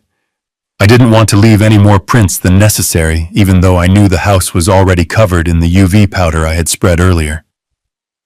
I reached the bottom floor. The living room was to my left. I couldn't resist. I crept to the doorway and looked in. Todd was indeed on the sofa, his mouth open, snoring softly. Rebecca was curled up in the armchair, wrapped in a blanket. The air smelled of alcohol and triumph. On the coffee table, illuminated by the standby light of the television, was the pink slip, the emergency guardianship paper, the key to my shackles. I walked over to the table. I moved with the silence of a ghost. I reached out and picked up the paper. Dr. Evans's signature was scrawled at the bottom in the blue ink of the pen I had lent him. I looked at it closely. The lines were already starting to fade, the chemical composition of the ink reacting with the air, breaking down the pigment. By the time they presented this to a judge, it would be a blank page, a ghost document for a ghost prisoner. I placed the paper back on the table exactly where it had been. I wanted them to wake up to it. I wanted them to grab it in the morning rush to the van and hand over a piece of nothing. I walked to the back door. The front door was too loud, too exposed. The sliding glass door in the kitchen led to the garden, to the trellis I had climbed earlier, to the alleyway. I unlocked it. The mechanism clicked, a sharp sound in the quiet kitchen. Todd snorted in his sleep and shifted. I froze. He mumbled something unintelligible and settled back down. I slid the door open. The cold hit me like a physical blow, a wall of ice and wind. It was 20 degrees below zero with the wind chill. Chicago in February is not a place for the old or the weak, but I wasn't weak. I stepped out into the snow. I closed the door behind me. I was out. The wind tore at my coat, trying to push me back, but I lowered my head and walked. The snow was deep, drifting against the fence. I trudged through it, my breath pluming in white clouds before me. I made my way to the alley, the service road that ran behind the properties. It was plowed but icy. I didn't take my car. The garage door opener would wake them. The engine noise would be a siren. I had to walk. I had to walk 2 miles to the 24-hour diner on the main road where I could call a car. The walk was a brutal physical ordeal. My knees ached. The cold seeped through my boots, numbing my toes. My face went numb. Every step was a battle against the instinct to lie down, to rest, to surrender to the freeze. But I kept moving. I marched to the rhythm of my anger. Left, right, left, right. They wanted me dead. Left, right. They wanted my money. Left, right. I reached the diner 40 minutes later. I was shivering uncontrollably, my eyebrows frosted with ice. I stumbled inside. The warmth was painful as it hit my frozen skin. The waitress, a tired woman with kind eyes, looked up from the counter. "Honey, you look like you walked out of a freezer," she said. "My car broke down," I lied, my teeth chattering. "Just need coffee and a phone." I sat in a booth drinking black coffee until my hands stopped shaking. I used the diner's landline to call a private car service, one that Leonard used for high-profile clients. No apps, no tracking. Cash payment. The car arrived 10 minutes later, a black sedan that looked like a hearse but felt like a sanctuary. I climbed into the back seat. "Where to?" the driver asked. "The Loop," I said. "Banks and Associates." I slept on the ride. A deep, dreamless blackness. I woke up when the driver tapped on the glass. We were parked in front of a steel and glass tower that scraped the gray morning sky. It was 6 a.m. The city was waking up. I paid the driver and walked into the lobby. The security guard knew me. Leonard had put me on the list. "Mr. King," he nodded. "Mr. Banks is expecting you." I rode the elevator to the 45th floor. My ears popped. The doors slid open, revealing a reception area that smelled of expensive leather and fresh espresso. Leonard was standing there. He wasn't wearing his usual suit jacket. His tie was loosened, his sleeves rolled up. He looked like a general in a bunker. He walked over and gripped my hand.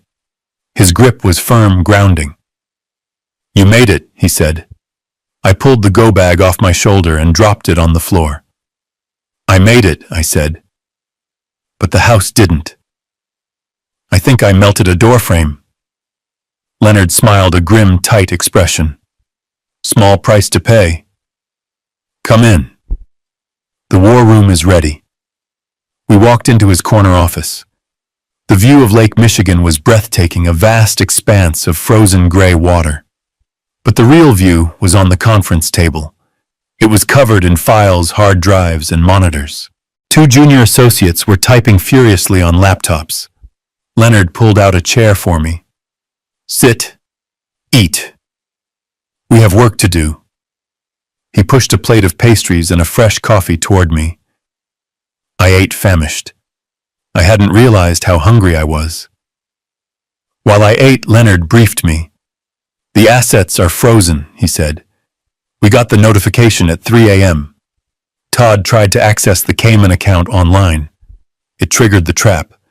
We have his IP address. We have the login attempt recorded." "Good," I said, wiping crumbs from my mouth.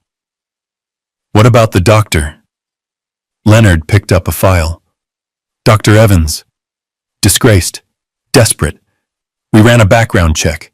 He has 3 malpractice suits pending and a gambling debt that rivals your son-in-law's. He didn't just sign that paper for cash. He signed it because Todd promised him a cut of the estate. We have the trail. And the hearing I asked." "Emergency session," Leonard said. 10 a.m.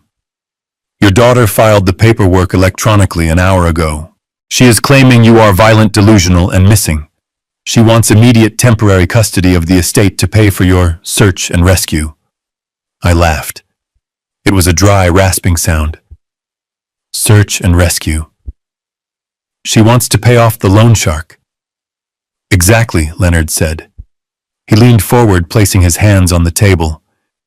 "Here is the play, Harold. We don't just defend. We attack. We don't just show up and say you are sane. We walk in there and we drop the guillotine." I reached into my coat pocket. I pulled out the tissue with the blue vial. I placed it on the mahogany table. "Analyze this," I said. "There is still a drop left." Leonard looked at the vial. He didn't touch it. "Digitalis?" he asked. "Concentrated," I said. "Homemade. Clumsy but lethal." Leonard nodded to one of the associates. "Bag it. Get it to the private lab. Rush courier. I want the results by 9:30. He looked back at me. "We have the financial motive. We have the forensic evidence of the poisoning. We have the UV photos of the attempted robbery you sent me. We have the recording of the conspiracy to commit murder." "Is it enough?" I asked. "Is it enough to put them away forever?" Leonard looked out the window at the rising sun. "Harold, by noon today, they won't just be broke. They will be facing federal charges. Attempted murder is a state crime. But wire fraud, bank fraud, conspiracy. That brings the feds into play. And once we show the judge that they tried to use the court system as a weapon to facilitate a homicide." He turned back to me, his eyes cold and hard. "The judge is going to lock the doors and call the marshals himself." I sat back in the leather chair. I felt the warmth of the coffee spreading through my chest. I wasn't the victim anymore. I wasn't the target. I was the architect of their destruction. "Let them go to court," I said softly. "Let them stand there and lie. I want to see their faces when I walk in." "You will," Leonard said. "You will see everything." I closed my eyes for a moment, gathering my strength. The night was over. The long, cold walk was done. Now it was time for the fire. The heavy oak doors of the Cook County Courthouse were designed to intimidate, to enforce a sense of solemnity and order. But as I stood on the other side of the threshold, adjusting the cuffs of my suit, I knew they were just wood. Wood that could be broken, burned, or in my case, simply pushed open. I stood next to Leonard Banks, who checked his watch with the precision of a sniper, waiting for a target to cross the crosshairs. It was 9:58. The emergency hearing had been in session for 18 minutes. We weren't late. We were timing it. Leonard wanted them to commit. He wanted them to say the words on the record. He wanted the court stenographer to type out every lie so that when the hammer fell, it would crush them completely. I could hear the muffled voices through the gap in the doors. My daughter was speaking. Her voice was thin, trembling, a masterful performance of a traumatized victim. "He isn't the father I knew." "Your Honor," Rebecca sobbed. The sound of her crying used to break my heart. Now it just made my pulse steady. It was like listening to a chemical reaction bubbling in a beaker, predictable, volatile, and ultimately controllable. He looked at me with such hatred. He poured the liquid into my soup, and he smiled. He watched me eat it. If my husband hadn't rushed me to the hospital. She trailed off, letting the silence do the heavy lifting. I pictured her in there. She would be wearing no makeup, probably dressed in something modest, and slightly disheveled to suggest distress. She was playing to the cheap seats, even though the room was nearly empty, save for the judge, the bailiff, and the court clerk. "And where is Mr. King now?" the judge asked. His voice was weary, the voice of a man who had seen too many family tragedies and just wanted to clear his docket before lunch. "We don't know," Todd answered. His voice was deep, filled with a grave, manly concern that masked the terror of his debt. "We locked his bedroom door last night for his own safety, as Dr. Evans recommended. But when we went to check on him this morning, the door was broken. He used some kind of tool. He ran away into the storm. He is out there right now, Your Honor." Rebecca cried, her voice rising in pitch. "He is confused. He is violent. He is 70 years old, and he is wandering around Chicago in a blizzard. We are terrified he is going to hurt himself or someone else. We just need the authority to find him. We need access to his accounts to hire private security to pay for the medical transport. We can't help him if our hands are tied." It was a compelling story. It had everything. The dangerous, senile patriarch, the loving, desperate children, the ticking clock of the weather. I looked at Leonard. He nodded. It was time. The judge sighed. "Based on the medical affidavit from Dr. Evans and the testimony provided here regarding the poisoning incident, I am inclined to agree that Mr. King presents an immediate danger to himself and the public. The court is prepared to grant emergency temporary guardianship to the petitioners Rebecca and Todd." He picked up his pen. I could visualize the ink flowing the signature that would sign away my life, my freedom, and my fortune. Leonard pushed the doors open. The sound was like a gunshot in the quiet courtroom. The heavy wood slammed against the stops. We walked in. I didn't shuffle. I didn't tremble. I walked with the long, confident strides of a man who owns the ground beneath his feet. Leonard walked beside me, his briefcase swinging like a weapon. Todd and Rebecca turned in their seats. The motion was synchronized like two puppets on the same string. Their faces were a study in absolute paralyzing shock. Rebecca's mouth fell open, her fake tears drying instantly in the heat of her panic. Todd gripped the edge of the table so hard his knuckles turned white. They were looking at a ghost. They were looking at the man they thought was freezing to death in a snowbank, the man whose mind was supposed to be mush. Instead, they saw Harold King, freshly shaved, wearing a three-piece suit that cost more than their car eyes, clear and cold as the winter sky. "Wait, Your Honor." Leonard boomed, his voice filling the cavernous room. The judge looked up, startled, his pen hovering inches from the order. "Who is this? This is a closed hearing." I am Leonard Banks representing Mr. Harold King, Leonard said, gesturing to me. And we have a counter-motion to present. Specifically a motion to dismiss with prejudice and a request for the immediate arrest of the petitioners. Arrest. Todd stood up, knocking his chair back. It clattered loudly on the floor. What is this? How did you— Sit down, sir, the bailiff barked, stepping forward. Your Honor, this man is dangerous, Rebecca shrieked, pointing at me. Her finger was shaking. He is having a psychotic break. He shouldn't be here. He should be in a hospital. I stopped in the middle of the aisle. I looked at the judge. I didn't look at my daughter. She wasn't worth my gaze anymore. I am not psychotic. Your Honor, I said. My voice was calm, measured, the voice of a professor lecturing a classroom of unruly students.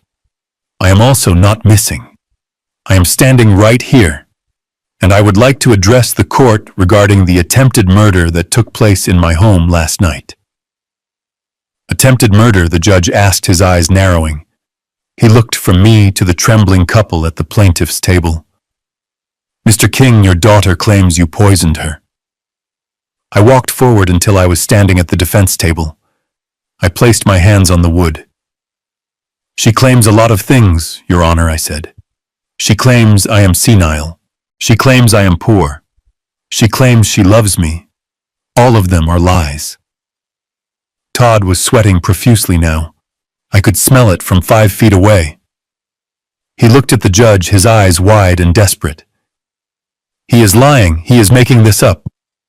Look at the doctor's report. Dr. Evans said— Leonard stepped forward and slapped a thick file onto the judge's bench.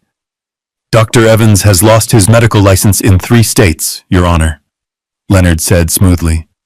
And as of an hour ago, he is currently in police custody for writing fraudulent prescriptions. We also have the bank records showing a cash withdrawal of $5,000 from Todd Miller's account. Yesterday, money that was handed to Dr. Evans just before he signed that affidavit. Todd made a choking sound. Rebecca looked at him, horror dawning on her face. That is circumstantial, Todd yelled. You can't prove that. We can prove a lot more than that, I said softly. I reached into my pocket and pulled out a flash drive. I held it up. It caught the light of the courtroom chandeliers. Your Honor, I said. This drive contains audio recordings made in my home over the last 48 hours. It contains my son-in-law admitting to debts owed to illegal lenders.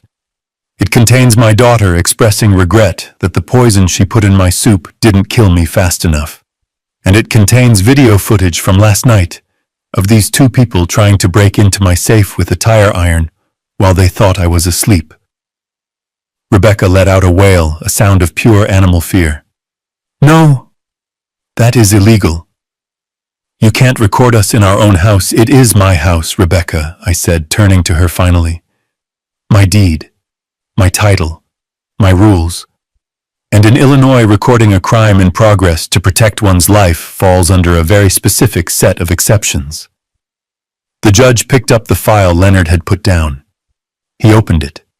He looked at the photos of the glowing handprints on the safe. He looked at the transcript of the audio. His face went hard. He looked at Todd and Rebecca with the cold detachment of the law. Bailiff the judge said, his voice quiet and dangerous.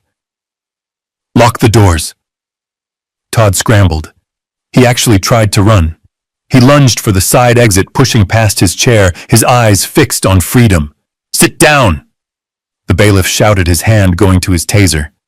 Todd froze. He looked back at me. He looked at the man he had tried to gaslight, the man he had tried to bury. He saw no mercy. He saw only the chemist watching the final reaction take place. Your Honor, Leonard said, opening his briefcase and pulling out another document. We also have the toxicology report from a private lab time-stamped this morning. It analyzes the residue found in a blue vial that Mr. King recovered from the trash after his daughter poisoned his soup. It matches the digitalis found in Rebecca Miller's system. She didn't get poisoned by accident. She got poisoned because I switched the plates. The judge dropped his pen. He looked at Rebecca. "You tried to poison your father?" he asked, his voice filled with disgust.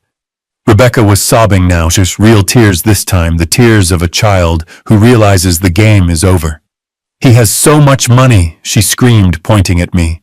"He has millions, and he made us live like beggars. He watched us struggle. He owes us."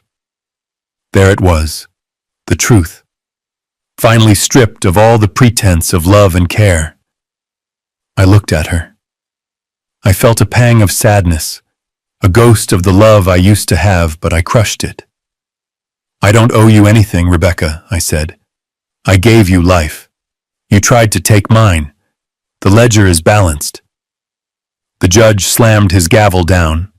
It sounded like a thunderclap. "Motion for guardianship denied with prejudice," the judge roared.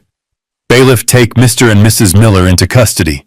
I am holding them in contempt until the district attorney arrives to file formal charges for attempted murder, fraud, and conspiracy." The bailiff moved in. He pulled Todd's hands behind his back. The click of the handcuffs was the sweetest sound I had ever heard. Rebecca was next. She screamed as the metal cuffs bit into her wrists. "Dad, Dad, please don't let them take me. I am pregnant. I am sick." I watched them being dragged away. I watched them hauled through the side door, kicking and screaming, their dignity gone, their future erased. When the door closed, silence returned to the courtroom. The judge looked at me. He looked at the file. He looked at the man standing tall in the center of the room. "Mr. King," he said softly. I am very sorry." "Thank you, Your Honor," I said. I turned to Leonard. He was packing up his briefcase. He didn't smile. He just nodded. "It is done," he said. "Not yet," I said. I walked over to the window and looked out at the snow-covered city. Somewhere out there, a loan shark was checking his watch. Somewhere, a real estate agent was wondering why the listing for my house had been pulled. Somewhere, a life was waiting for me. "I have one more stop to make," I said. "Where?" Leonard asked. "The jail," I said. "I have to say goodbye, and I have to tell them exactly what I did with the money they killed themselves to get." Leonard paused. "You don't have to do that, Harold. You won." "I know," I said, turning back to him, "but the reaction isn't finished until the residue is cleared away. I want them to know. I want them to sit in that cell for the rest of their lives knowing that the fortune they wanted simply doesn't exist anymore." I adjusted my tie. I checked my reflection in the glass of the courtroom door. The old man was gone. The victim was gone. "Let's go, Leonard," I said. "I have a donation to make." The courtroom doors swung open again, but this time it wasn't a lawyer making an entrance. It was the district attorney flanked by 2 federal agents in windbreakers that read FBI.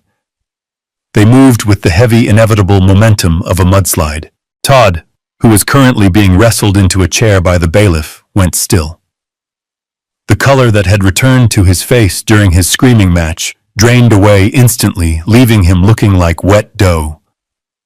District Attorney Miller didn't look at Todd. He walked straight to the bench, placing a heavy banker's box on the judge's desk.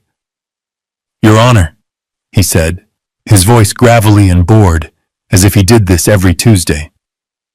"The state is upgrading the charges. We are adding conspiracy to commit capital murder, wire fraud, and racketeering. And the federal agents here would like to have a word about the interstate transmission of threats involving the loan sharks Mr. Miller has been doing business with." Todd sputtered. "Racketeering? That is insane. I am a businessman." Leonard stepped forward. He didn't say a word. He simply connected his laptop to the courtroom's AV system. The large monitors mounted on the walls flickered to life. The image was grainy but high definition. It was my kitchen. The timestamp was 48 hours ago. There was Rebecca. She was standing at the island, the camera hidden in the button of my cardigan, which I had draped over the chair earlier that day to test the angle, caught her profile perfectly. We watched in silence as she pulled the blue vial from her pocket. We watched her uncork it. We watched the clear liquid drip into the soup. 1, 2, 3 drops. Rebecca, who was handcuffed and weeping in the jury box where they had seated her, looked up at the screen. She let out a low, keen sound like a wounded animal. There was no denying it. There was no parsley confusion. It was a calculated, cold-blooded dosing. Then the video cut. The screen went black and the audio took over. It was Todd's voice, crystal clear. 7 days, Sal. I know. 500,000. Todd squeezed his eyes shut. He knew that voice. He knew that fear. We force the issue. We get him committed. Once he is in, we liquidate him. The audio shifted. It was the sound of metal on metal. The sound of the tire iron hitting my safe. If Evans doesn't sign, we suffocate him with a pillow. The recording ended. The silence in the room was absolute. The court reporter had stopped typing, her mouth slightly ajar. The judge looked from the screen to the two defendants. His expression wasn't angry anymore.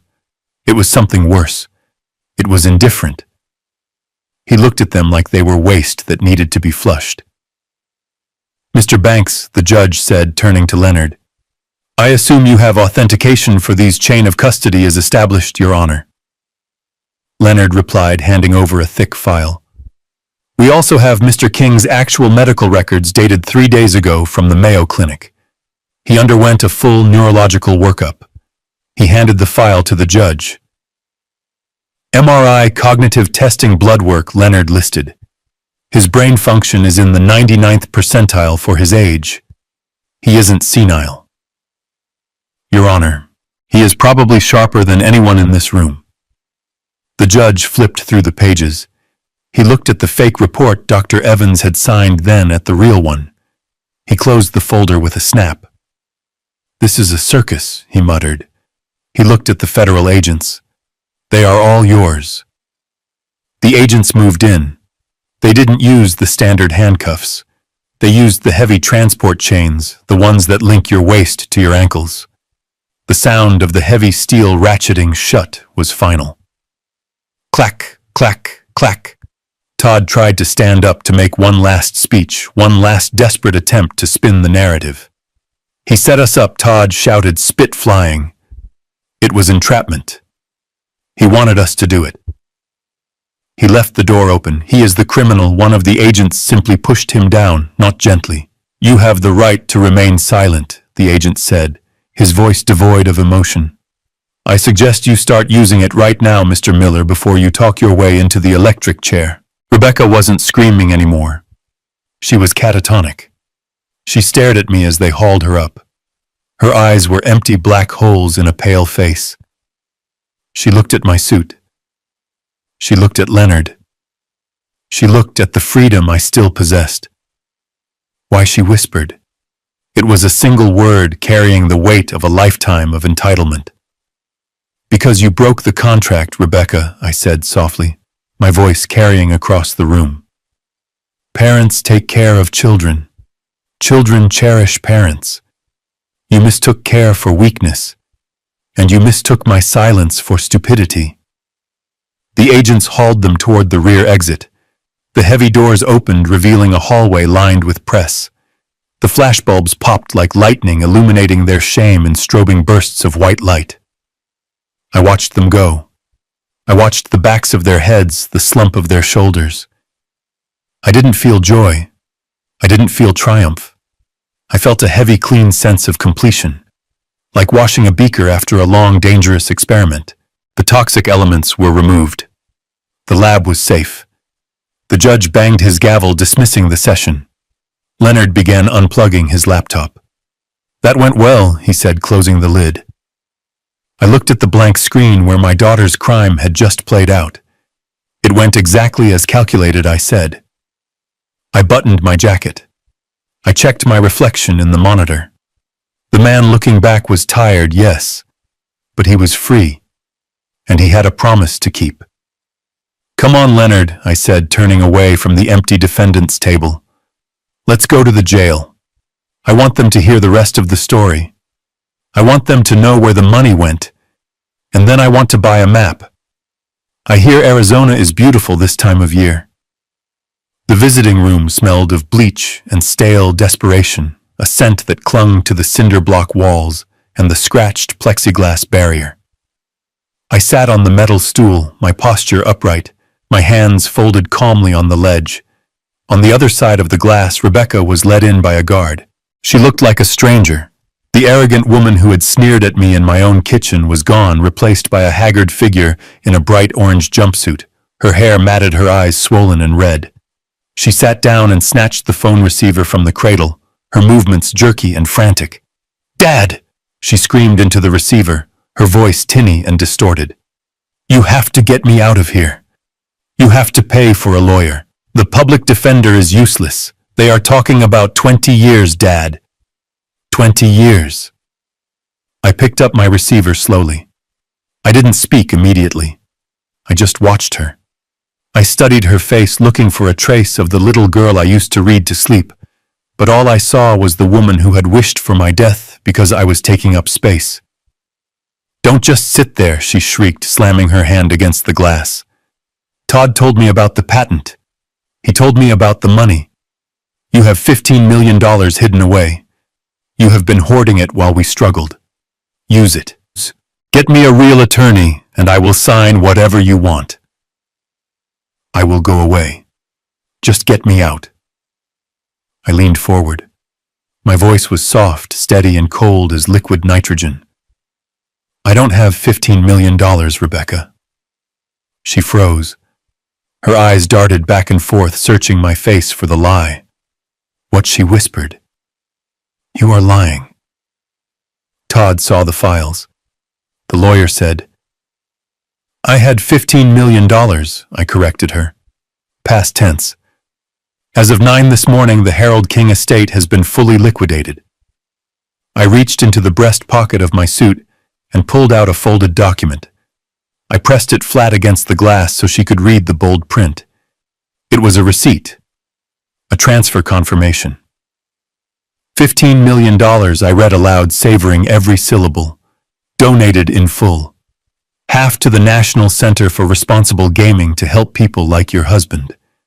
And half to the Elder Justice Coalition to protect people like me from people like you." Rebecca stared at the paper. Her mouth opened, but no sound came out. She read the numbers. She saw the zeros. She saw the date. Today. "You gave it away," she choked out. "You gave it all away. Every penny I said. I sold the house to a developer an hour ago. The keys are gone. The accounts are closed. There is no inheritance, Rebecca. There is no bail money. There is no golden parachute. You wanted the money so badly, you were willing to kill for it. Now the money is gone. And you are still here." The realization hit her like a physical blow. She slumped against the ledge, sliding down until her face was level with the counter. "Why?" she sobbed. "Why would you do this? Because you broke the heart of the only person who would have saved you," I said. "You chose the money over the father. Now you have neither." She started to scream, then a raw, primal sound of hatred and loss. "I hate you. I hope you die alone. I hope you rot in hell." I stood up. I hung the receiver back in its cradle, cutting off her voice. I looked at her one last time. She was mouthing curses, pounding on the glass. But to me, she was just a silent movie, a tragedy I had already finished watching. I turned and walked out of the room. The heavy steel door clanged shut behind me, sealing the tomb I had built for them. Outside, the air was crisp and cold, the sun reflecting off the snowdrifts. Leonard was waiting at the curb. He wasn't standing next to a sedan. He was leaning against the side of a 45-foot luxury RV, a silver Leviathan, that gleamed in the winter light. It was brand new, fully loaded, and paid for with the only money I had kept, the cash from the sale of my old sedan and the contents of my checking account. Leonard handed me a set of keys and a thick envelope. The transfer is complete, he said. You are officially a man of modest means, Harold. The charities are ecstatic. Let them be, I said, taking the keys. It is better used than it would have gotten in this family. I shook Leonard's hand. Thank you, my friend, for believing me. I climbed into the driver's seat. It sat high above the road. The windshield was a panoramic view of a world I had ignored for too long. I smelled the new leather. I felt the hum of the engine as I turned the key. It was a deep, powerful growl. I looked at the passenger seat. It was empty. There was no one to navigate, no one to complain about the heat, just a map of the American Southwest and a travel mug of black coffee. I reached into my pocket and pulled out my phone. It was vibrating. A call from the county jail. Rebecca trying to claw her way back in. Or maybe Todd realizing that his 7 days were up and he was trapped in a cage with no way to pay his debt. I rolled down the window. I popped the back off the phone and pulled out the SIM card. It was a tiny piece of plastic that connected me to a life of lies and betrayal. I snapped it in half with my thumb and forefinger. I tossed the pieces out the window into the slushy gray snow of the gutter. I put the RV in gear. I didn't check the rearview mirror. I didn't look back at the skyline of Chicago, the city where I had raised a daughter and buried a wife and survived a murder. I looked forward. The road was a ribbon of asphalt stretching out toward the horizon. I turned on the radio. Classic rock filled the cabin. I pressed the gas pedal. The RV surged forward, leaving the jail, the court, and the wreckage of my family behind. I was 69 years old. I had no home. I had no children. But as I merged onto the highway heading west toward the setting sun, I realized I had something more valuable. I had the rest of my life. And for the first time in 40 years, it belonged entirely to me. They say blood is thicker than water. But I learned that greed is a corrosive acid that burns through every bond. For decades, I believed my role was to provide and protect, thinking my silence was a shield for my family. In reality, it was the blindfold they used to lead me to the slaughter. True wealth isn't the millions in the bank. It is the clarity to see people for who they truly are, not who you wish them to be. If you are sitting at a table where respect is no longer served, have the courage to walk away before you are forced to switch the plates. If you have ever had to make the hard choice to cut off a toxic family member to save yourself, tell me your story in the comments below. I know. 타이거. 오, 타이거. 아, 형들 어서 오세요. 짬 타이거. 아, 짬 타이거 치곤 너무 말랐는데? 거의 나랑 비슷하네 지금. 저도 지금 저렇게 야위여가지고 살이 5kg 가까이 빠졌어요 3주 동안. 그래서 어제 맞아 형들, 그리고 또 엄마가 어제 방송을 다 보셨대요. 그래서 재밌었다고 하면서 이제 시청자분들